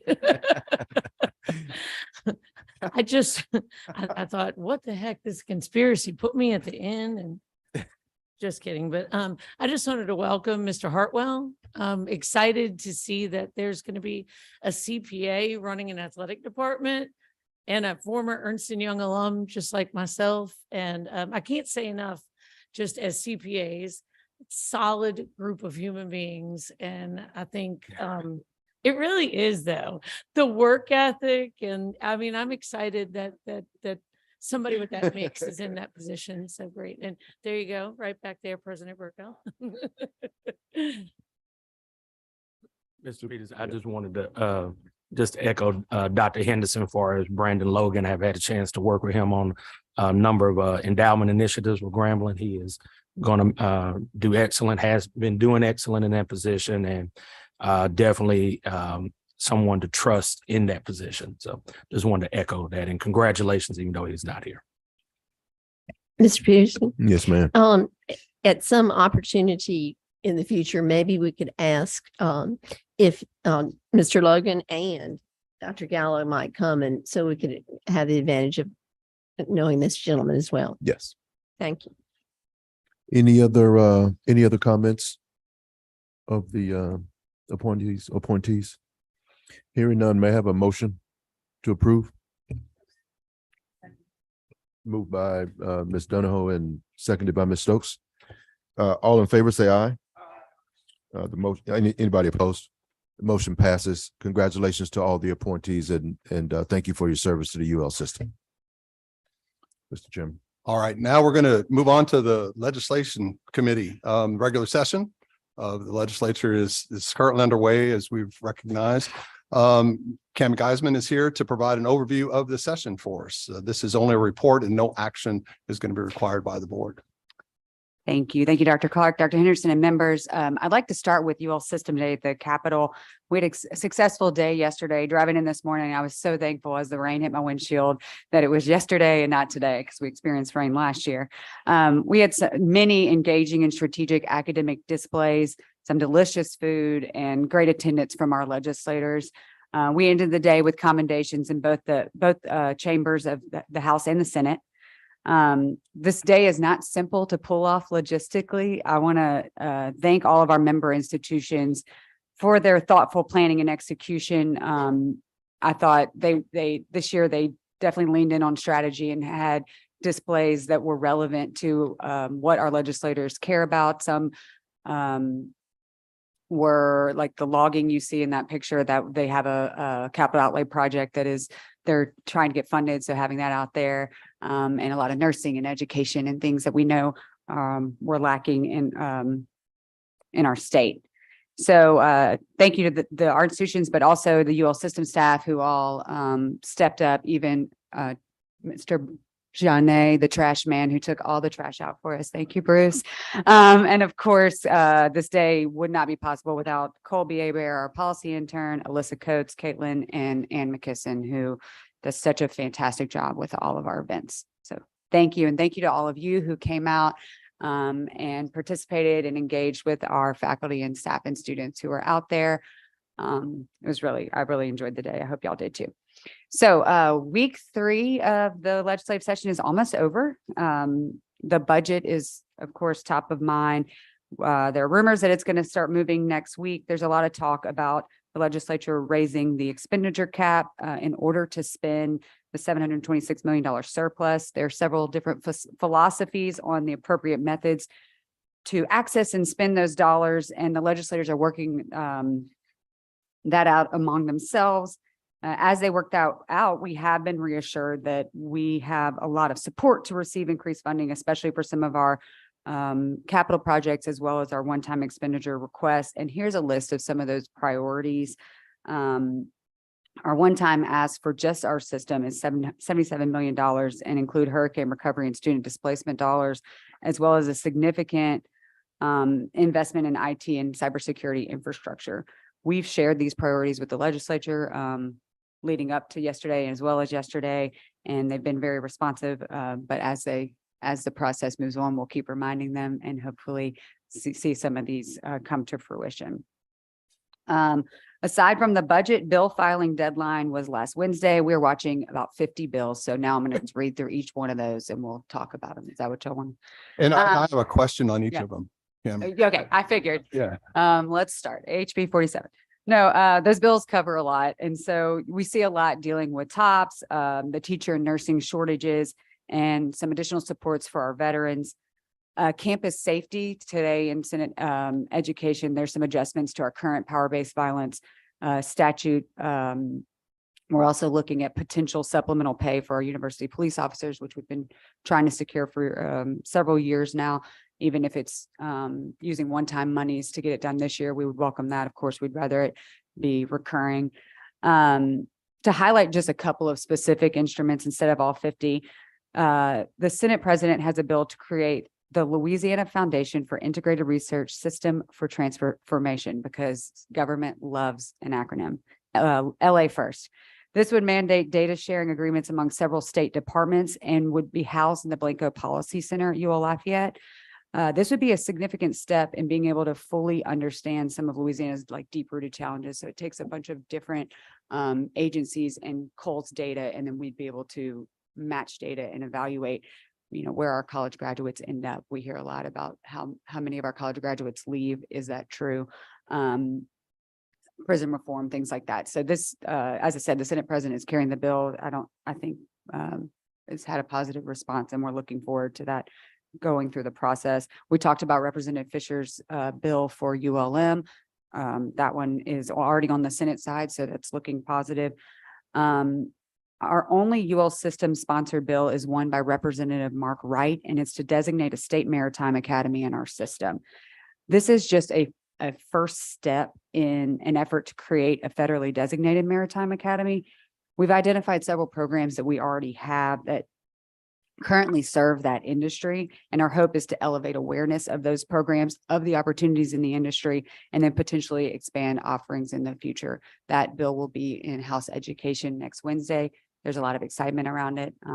Dr. Henderson's leaning forward. Looks like he wants to say something. Well, I just wanted to thank Governor Edwards for his letter endorsing that program and supporting that program. And of course, the legislative delegation from both sides of the aisle and certainly our federal delegation have worked diligently to create this. This will be a boon for one of the largest industries in Louisiana that sometimes goes unnoticed because it's on the other side of the levee. And the only time you see it is when you go over the bridges, but it is an extraordinarily important part of the Louisiana economy. And this will elevate us in developing our own for these lucrative opportunities and drive our economy forward. That's right. And that's my update. I'm happy to answer any questions about it. Yeah, I know, I'm way down here. I Wait, think it's a wait. conspiracy. You got to press your button. Yeah, no Supervisor Stokes, you don't go first. I think. No, go right ahead. Man, Go right ahead. I You're- demand that this button be fixed. Yeah, that's right. No, you're on. Okay, thank you. Anyway, I just want to kind of circle back that on the capital outlay budget, that there were some oversights that we very much thought were going to get into the capital outlay bill, HB2, on behalf of UNO. Yes. And just kind of circling back to make sure that's one of the system's highest priorities. It is. I think we have 27 projects in the bill currently. One institution is not included. We talked to a legislator about that yesterday and hoping to get that fixed. It's been something that we've been talking about for 2 years now. And, we'll continue to talk about it. And We hope that they visited with act. Senator Jimmy Harris yesterday about Oh, this yeah. specifically. I would also try talking to two people on revenue and fisc. I thought maybe Senator Connick, and also consider trying to have someone added on the House floor when HB2 goes through there. That may or may not be a thing that they're doing when it goes through there, because it's kind of how it rolls sometimes. But if there is any room to have it added there, if nothing else, but to make a point, Yes, I think we should try. it has kept me up at night more than once. It bothers me too. I'm glad to hear that. So, I mean, not that you're up, but that we care. So, I mean, I do want you to get your rest. Thank you. Thank you so Important, much. 8 hours. Supervisor Donahoe. Yes, going back to those priorities, can you put that back up, please? Thank you very much. Now, where in this priority does Warrington Place fall?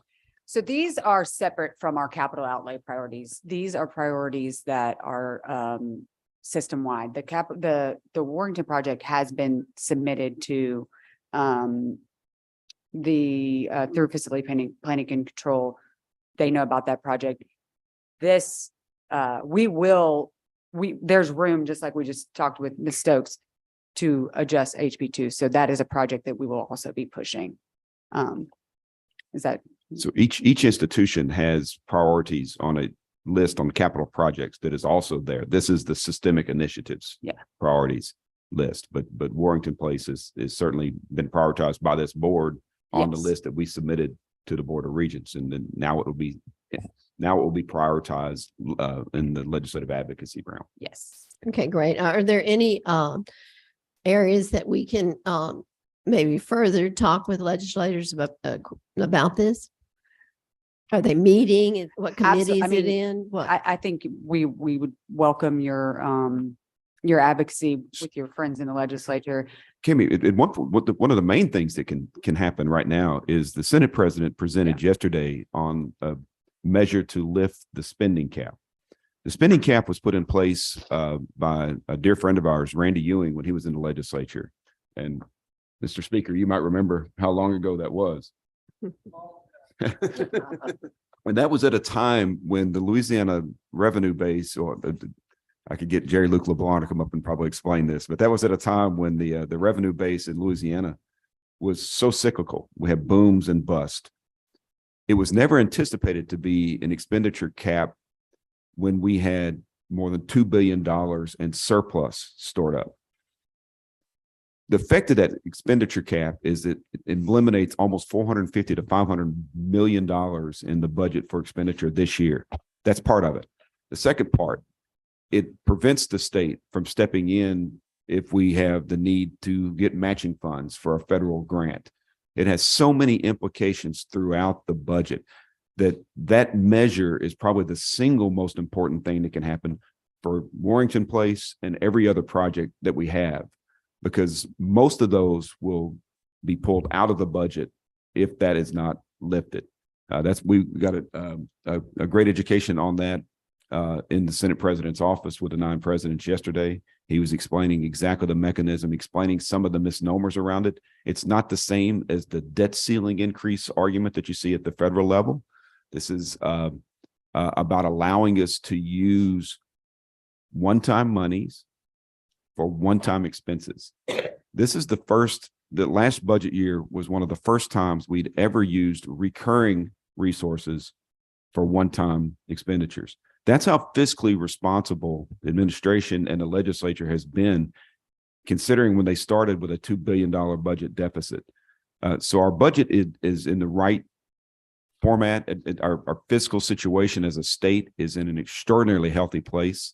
There are projections in out years of recurring deficits to come back, and we're prepared for that. And I think the rainy day fund and the revenue stabilization funds are at their max. There will be infusions in both of those based on this current surplus, but lifting that cap allows most of these investments that will actually generate additional revenue going forward and actually mitigate any future budget deficits. That's the next key step. And this is being proposed by the Senate President. Senate President has passed the bill out of committee yesterday. Yeah, and I'm going to send a link to y'all of the testimony. It's SCR 3. Mr. Ewing was there and actually explained everything. And so I'll send that around. So when you're talking to legislators, you can reiterate that the fiscal health that we're in the state we find ourselves in, fiscal health, and that being able to spend this money would continue some of those very important projects currently underway, additional projects, and then help us out with some of these initiatives, especially the hurricane recovery and student displacement, as well as the system IT initiatives. Those are vital. Thank you. Does the board have any other questions related to the legislative committee report?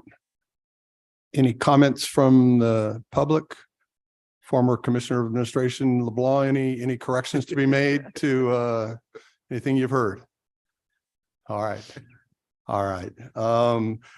Well, then, if not that concludes the business of the legislation committee. So committee reports are done. So Dr. Henderson, would you please report to us at this time? Thank you, Mr. Chair. So board members, you were emailed the campus personnel actions and the summer pay schedules for review. Staff has reviewed these requests and recommends approval. We'll need a motion in a second, Dr. Clark. Do I have a motion? Mr. Salter. Mr. Salter. Second, Supervisor Davison. All in favor, say aye. Aye. Any opposed? The motion is approved. Thank you. Members, in your folders that you'll find a revised draft of the transfer admission board rule for your consideration. These changes address transfer students with disciplinary records at their former institutions. Our current rule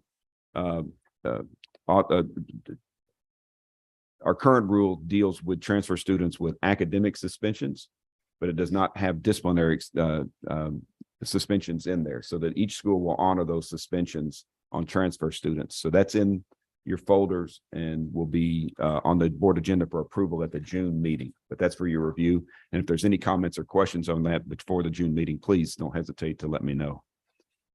Speaking of those transcripts, and you know, Bruce was lauded for his work, and well, you saw how many committees he testified in front of today. I gave him first part of March a request that I wanted every transcript of every transfer student since 2021, January 2021, reviewed to ensure compliance with our notation of disciplinary action on academic transcripts policy. This was a component of the power-based violence legislation that was passed, and I wanted to see how we were doing. So audit staff and admission staff and registrars reviewed by hand more than 20,000 transcripts. At this time, we have identified one anomaly out of those 20,000 that was discovered based on the power-based violence designation. That school has since taken action appropriate to that discovery. I want to thank the internal auditors for their quick response and everyone else that contributed to this laborious nature of this request. I've asked Tom Hoover to help us contemplate ways to make it not so laborious in the future, because there are digital and technological ways to do this, but the information needed to be at hand now. And I'm very pleased, not only with their work, but the fact that they are adhering to this policy. And it was quite extraordinary. Bruce, thank you for your leadership of that. And Dr. Kahn and the provost, thank you for stepping in and smoothing those rough waters. Impossible requests are not always impossible. As you know, Dr. John Niccolo has accepted a position in Florida, and since he is going to be there, he can't be in New Orleans. So his resignation is effective June 30th. I want to thank John for his leadership, his friendship, his loyalty to our system, his work to advance UNO. He's done an extraordinary job. But we have to begin the preliminary work to have a search for the new University of New Orleans president. That search will begin soon. Chair Pierre is finalizing her appointments to the search committee, and I look forward to be able to share those in the coming days. We will then draft a timeline that will outline our next steps, and we look forward to working with some of you on this very, very important task. As you know, selecting presidents for our institutions is our most impactful activity, so we look forward to that. The Management and Leadership Institute 6th cohort is winding down. They will present their projects in June at the board meeting. Dr. Caprice Ayub is here, and I want to take this moment to let Caprice know that she is in our prayers, as is her whole family. Most of you know that we lost an icon in the state of Louisiana in Richard Ayub. Perhaps no one contributed more to the legal environment in Louisiana, leadership in Louisiana, conversations around Louisiana society than Richard Ayub, and he did it with Caprice by his side the whole time. And so we're fortunate to have Caprice leading this incredibly important program for us. But I wanted to take a personal moment to tell her that she is still in our prayers and will continue to be. The presidents are working on their nominations for MNLI for the 7th cohort to kick off this fall, and I'm working on the reading list, and it'll be a fun year. Last Thursday and Friday, the UL Systems Annual Academic Summit took place at Northwestern State University. There are slides on your screen. This was the first in-person summit since 2019 because of the pandemic. That summit provided a platform for undergraduate students to showcase their work in the areas of visual and performing arts, research, and service learning. We have outstanding and talented students to look forward to their annual opportunity to bring the students from our non-member institutions together. I want to thank President Jones. Northwestern just did a remarkable job hosting. And a special thanks to Dr. Betsy Cochran from Louisiana Scholars College. When she takes over a project, she executes it with passion and with thoroughness, and she did an extraordinary job, and I want to thank her for coordinating the event. Shifting gears, and I sent the board a communication on this and the presidents, but as you know, earlier this month, the Louisiana Republican Party approved a resolution encouraging legislation against diversity, equity, and inclusion and divisive concepts on our campuses. Now, much of the language in that resolution was just boilerplate rhetoric that is making its way around the country in similar instruments and associated legislation. The resolution specifically, though, called out our system, but to be honest, I thought it captured well our efforts in this realm and our commitment to advancing Louisiana. But beyond that, the resolution describes DEI bureaucracies as divisive ideological commissaries. That's so foreign to the reality on our campuses, and we look forward to educating those engaged in this work on that. We did educate some at our Free Expression Summit that was hosted at UL Lafayette, when Dr. Kawana McClung, who leads DEI for the University of Louisiana at Lafayette, testified about how her office responded to students and faculty and community complaints about a conservative speaker that had been invited to campus by a student organization. Instead of what you have seen around the country with the heckler's veto, where protests have shut down speakers, where there have been exactly the opposite of what we stand for in free expression, Kawana put together an expert panel on information literacy leading up to the event. Students and faculty were able to participate in that. They were able to learn about different ways that their voices can be heard. They learned different ways to process information. And at the same time, the controversial speaker came to campus. He spoke to his audience. It was well received by his audience. He left. And that's what free expression on a college campus can do. And it was facilitated by the Office of Diversity, Equity, and Inclusion. That's why we have these offices. Now, false narratives and the caricatures of our work cannot distract us from our efforts to advance economic vitality and secure the future for our state through education, workforce development, and research. We do that because we're committed to a strategic framework founded on producing Louisiana's most educated generation. When we created that vision, you demanded that we increase participation and success among all populations. In support of this effort, the board adopted a commitment to diversity that undergirds our systemic mission and transcends politics. That work is led by Dr. Claire Norris. Claire was mentioned in that resolution. And I'm glad, because it celebrated the work that she leads. That is one part of the work that she leads. Claire has elevated our system with data visualizations that exceed anything we've seen in the state of Louisiana.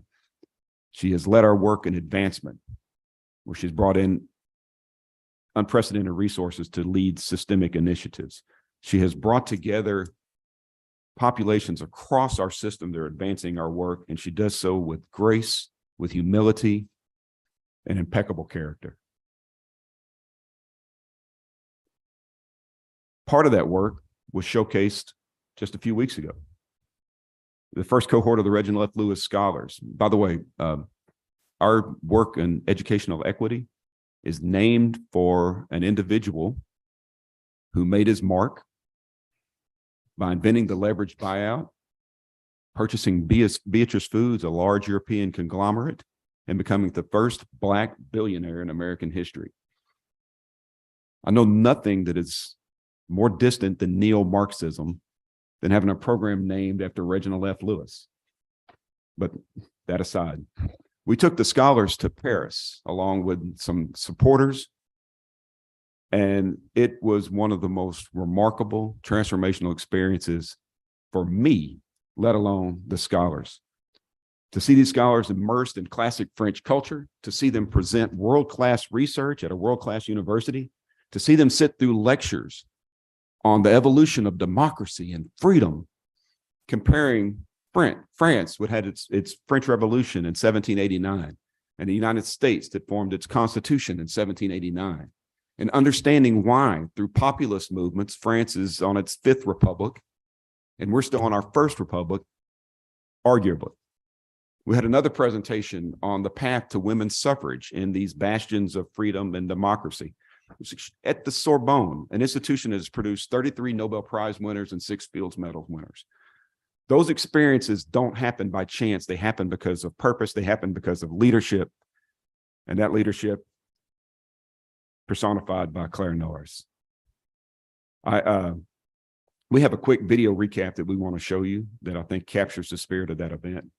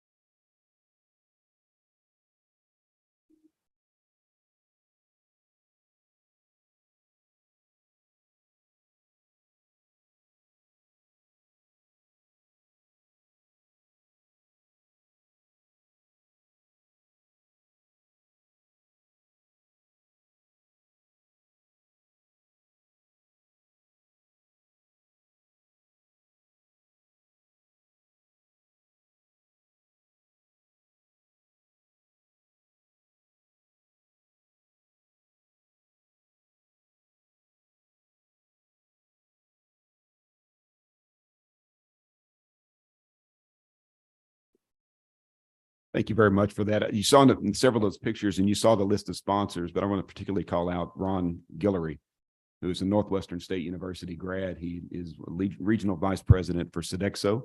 Sodexo's world headquarters is in Paris. And so Ron sponsored an evening dinner cruise on the Seine River and also a lunch on the Eiffel Tower. And it was just an extraordinary event. In addition, our scholars developed their cultural competence by witnessing some of the civil unrest and the protests occurring in Paris.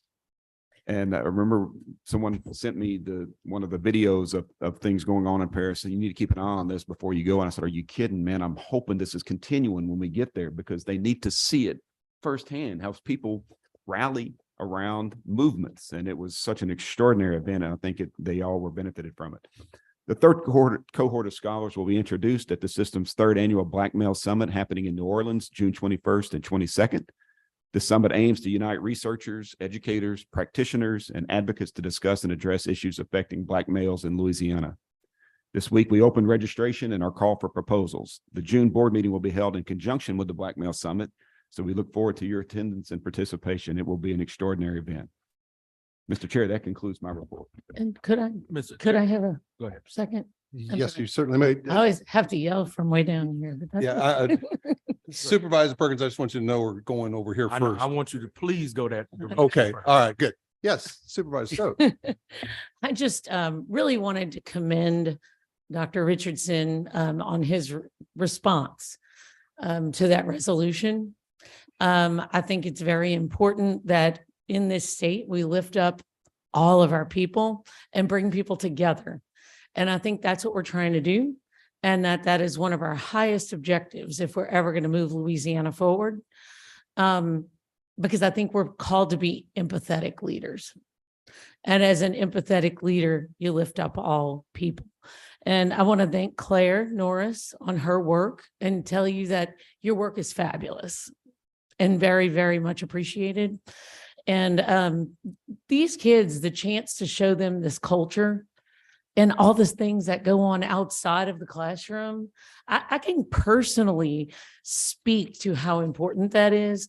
When I graduated from the University of New Orleans, I had been to the Florida beaches and for 3 days to Disney World in my entire life. I didn't know how to travel. I didn't know how to rent a car. I didn't know how to deal with the airplane. I didn't know what to do. I didn't understand all the things that happen outside of a classroom. I was smart enough, but I had no worldliness. And I just commend this program for helping give that to some kids.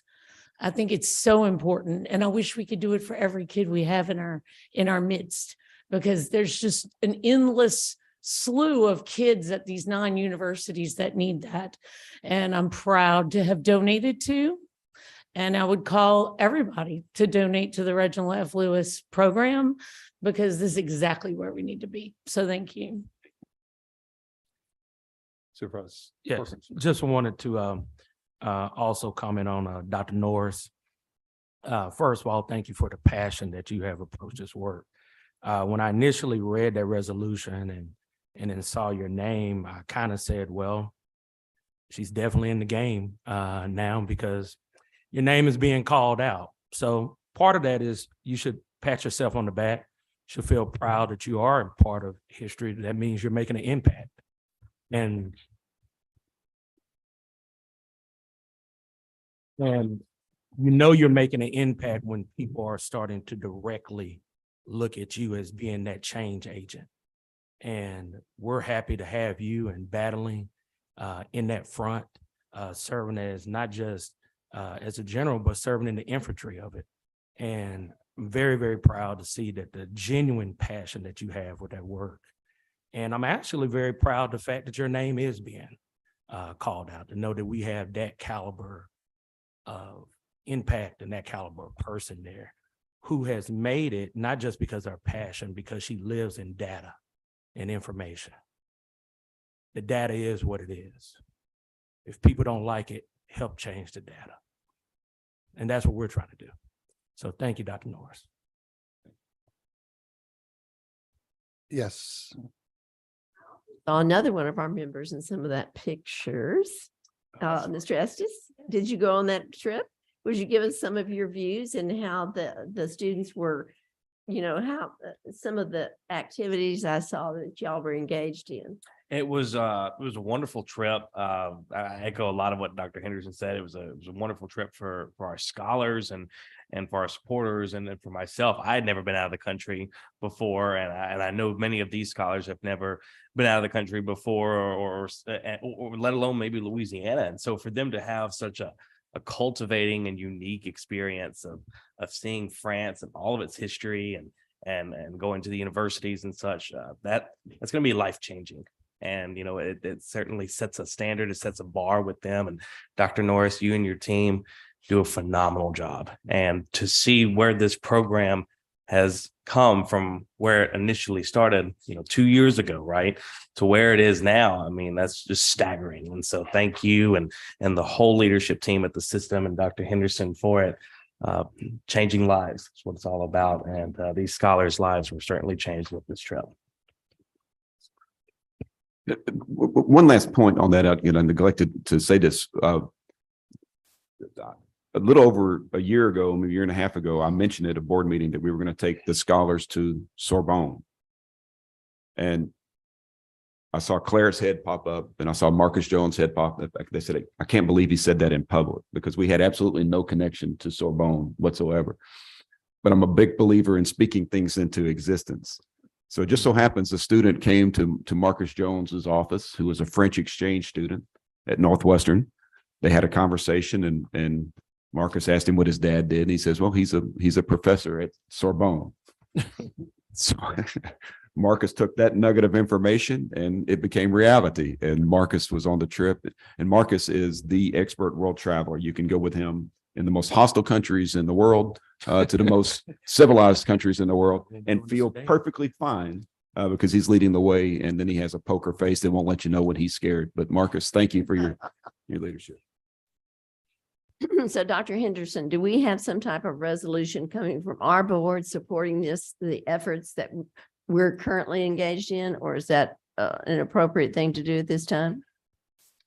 I believe that if you wanted to just restate the commitment that we already have is there. I think our commitment has been unwavering. I don't know that it's even necessary. I think that it's exactly where it should be, and we continue the work.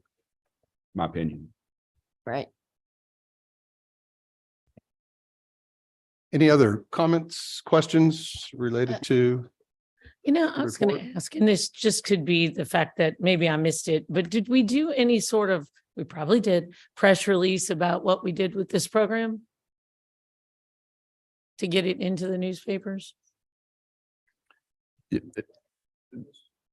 Oh, most of it has been through social media. Let's do it. I think it would be a great idea. Yeah, most of it's been through social media, but I think a traditional release on this would be appropriate. All right, going once.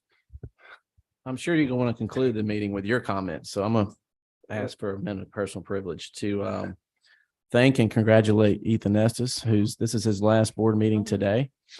And I think you know what? That's in our report. We have an official thing. I'm getting ahead of the apple cart here. Yeah, you are. But you go right ahead. You've done a good job. So I've said my piece. We'll formally recognize you in a minute. Thank you, Mr. Stevens. I tell you what, this seat's difficult to corral here. Everybody's kind of stepping up and out today. That's good. I'm all for it. Questions, comments. Let's go.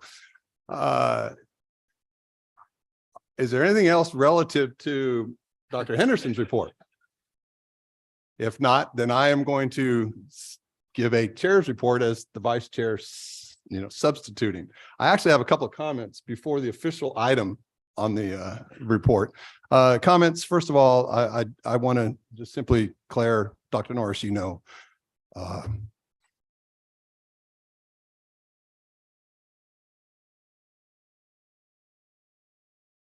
sorry. It takes a lot to stand up to others who are less tolerant.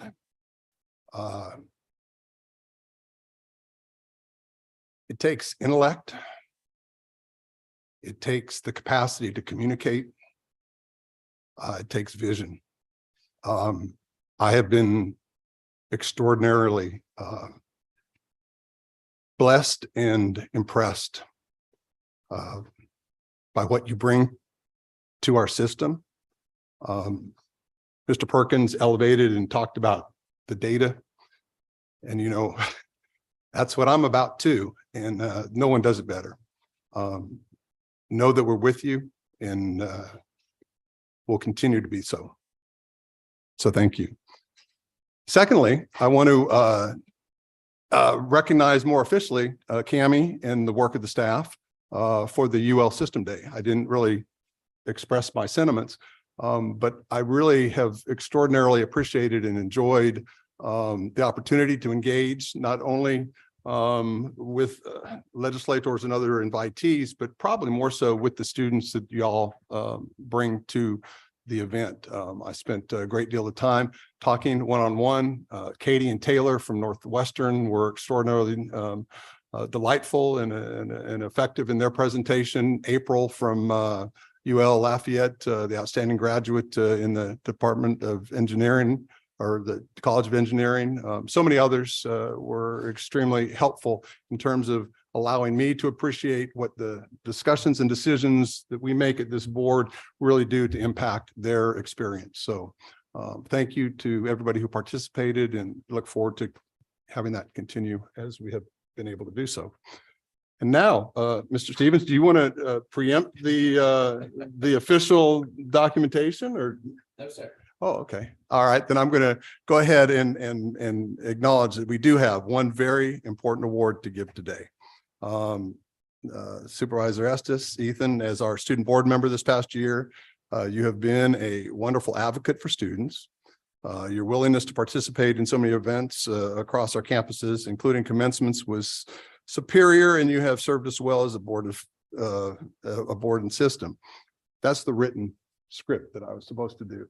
From a personal standpoint, Ethan, you have provided me with a continued awareness of the absolute imperative that we listen to students, that we engage with students, that we acknowledge that you represent an entire system of students. The official script mentioned your travel. There was not an event that I went to and attended that you were not at and that first and stayed last. You engaged, you talked, you were in no way intimidated by anyone or anything. You were outspoken in an extraordinarily positive way. And I know that I have gained tremendously from my association to be a part of your world for this last year. So thank you very much. Mr. Stevens, would you like to? I probably can't say it any better, but obviously your future is very bright. I wish you the best of luck. We're all better having served with you. You brought a lot to this board, and again, it's my privilege to have served with you. Yeah. Thank you. Thank you both. very much. Before we get remarks on the official script calls for you to walk down in front with Dr. Henderson. It doesn't say me. All right, I will go. So serving with Ethan has really been a treat, and it's like he's not even a student, he's like an adult up here, just like any of the rest of us. I don't know where you will next see Ethan Estes, but I guarantee it will be somewhere very amazing where he'll get to be a leader. Yeah. I also want to echo that. I think ULM has been in great hands as well in serving, to be able to serve the student voice for the entire system, but also serving the student voice while at ULM. And he has been definitely a strong voice during this president search as well. And not just a voice, but a great set of ears for people to talk into as well and listen. So Ethan, congratulations. And as a fellow Warhawk, I want to echo that as well. I have thoroughly enjoyed Ethan. And I know that he has a very bright future ahead. I can see him in other leadership positions as well. Never intimidated, like Julie said, and we always know he's in the room, and I totally value and appreciate his opinion in our conversation. So Ethan, I wish you the best. Other board comments before we ask Ethan to provide his own comments and reflections? It's yours. Thank you, Dr. Clark, and everyone for the illustrious comments of this. This has been a renowned experience. It's been a cultivating experience. I had no idea what I was getting myself into a little under a year ago. Dr. Henderson said it perfectly yesterday. Some of the board members may not have known what they were getting into as well when they were asked to be part of this board. And while my term was only a year, I have learned so much about the system, about all 9 of our institutions, the 90,000 students that we serve daily. Every institution cannot function without our students. And to have student voice on this board and to have a student perspective in the room, that means a lot. That means a lot to me, and it means a lot to the students that we serve. So thank you for listening, and thank you for being a part of this experience for me and for the other students across this state. Thank you all very much.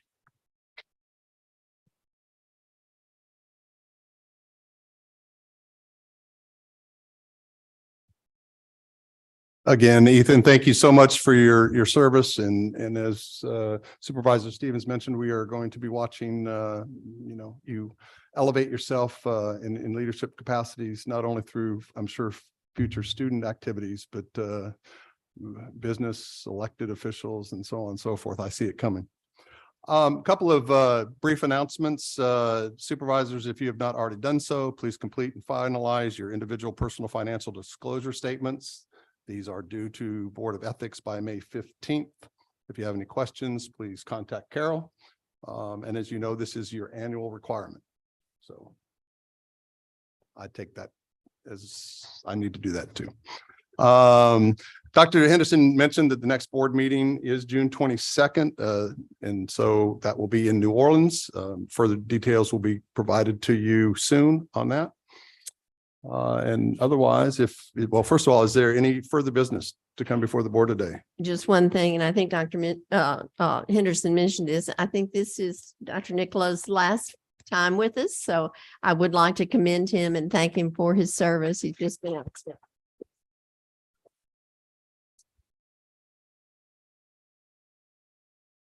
And if I might say, thank you so much for your service to UNO. It has been a wonderful few years for UNO, and we will miss you very, very much. Thank you. Thank you for all you've done. Really appreciated. All right. The important part of the script. Is there any further business to come before the board at this time? All right. If not, may I have a motion to adjourn? So moved by Supervisor Stevens, seconded by Supervisor Salter. Is there all in favor? All right. Any opposed? We are officially adjourned. Remember, there is an extraordinarily important meeting at 11:45 back here.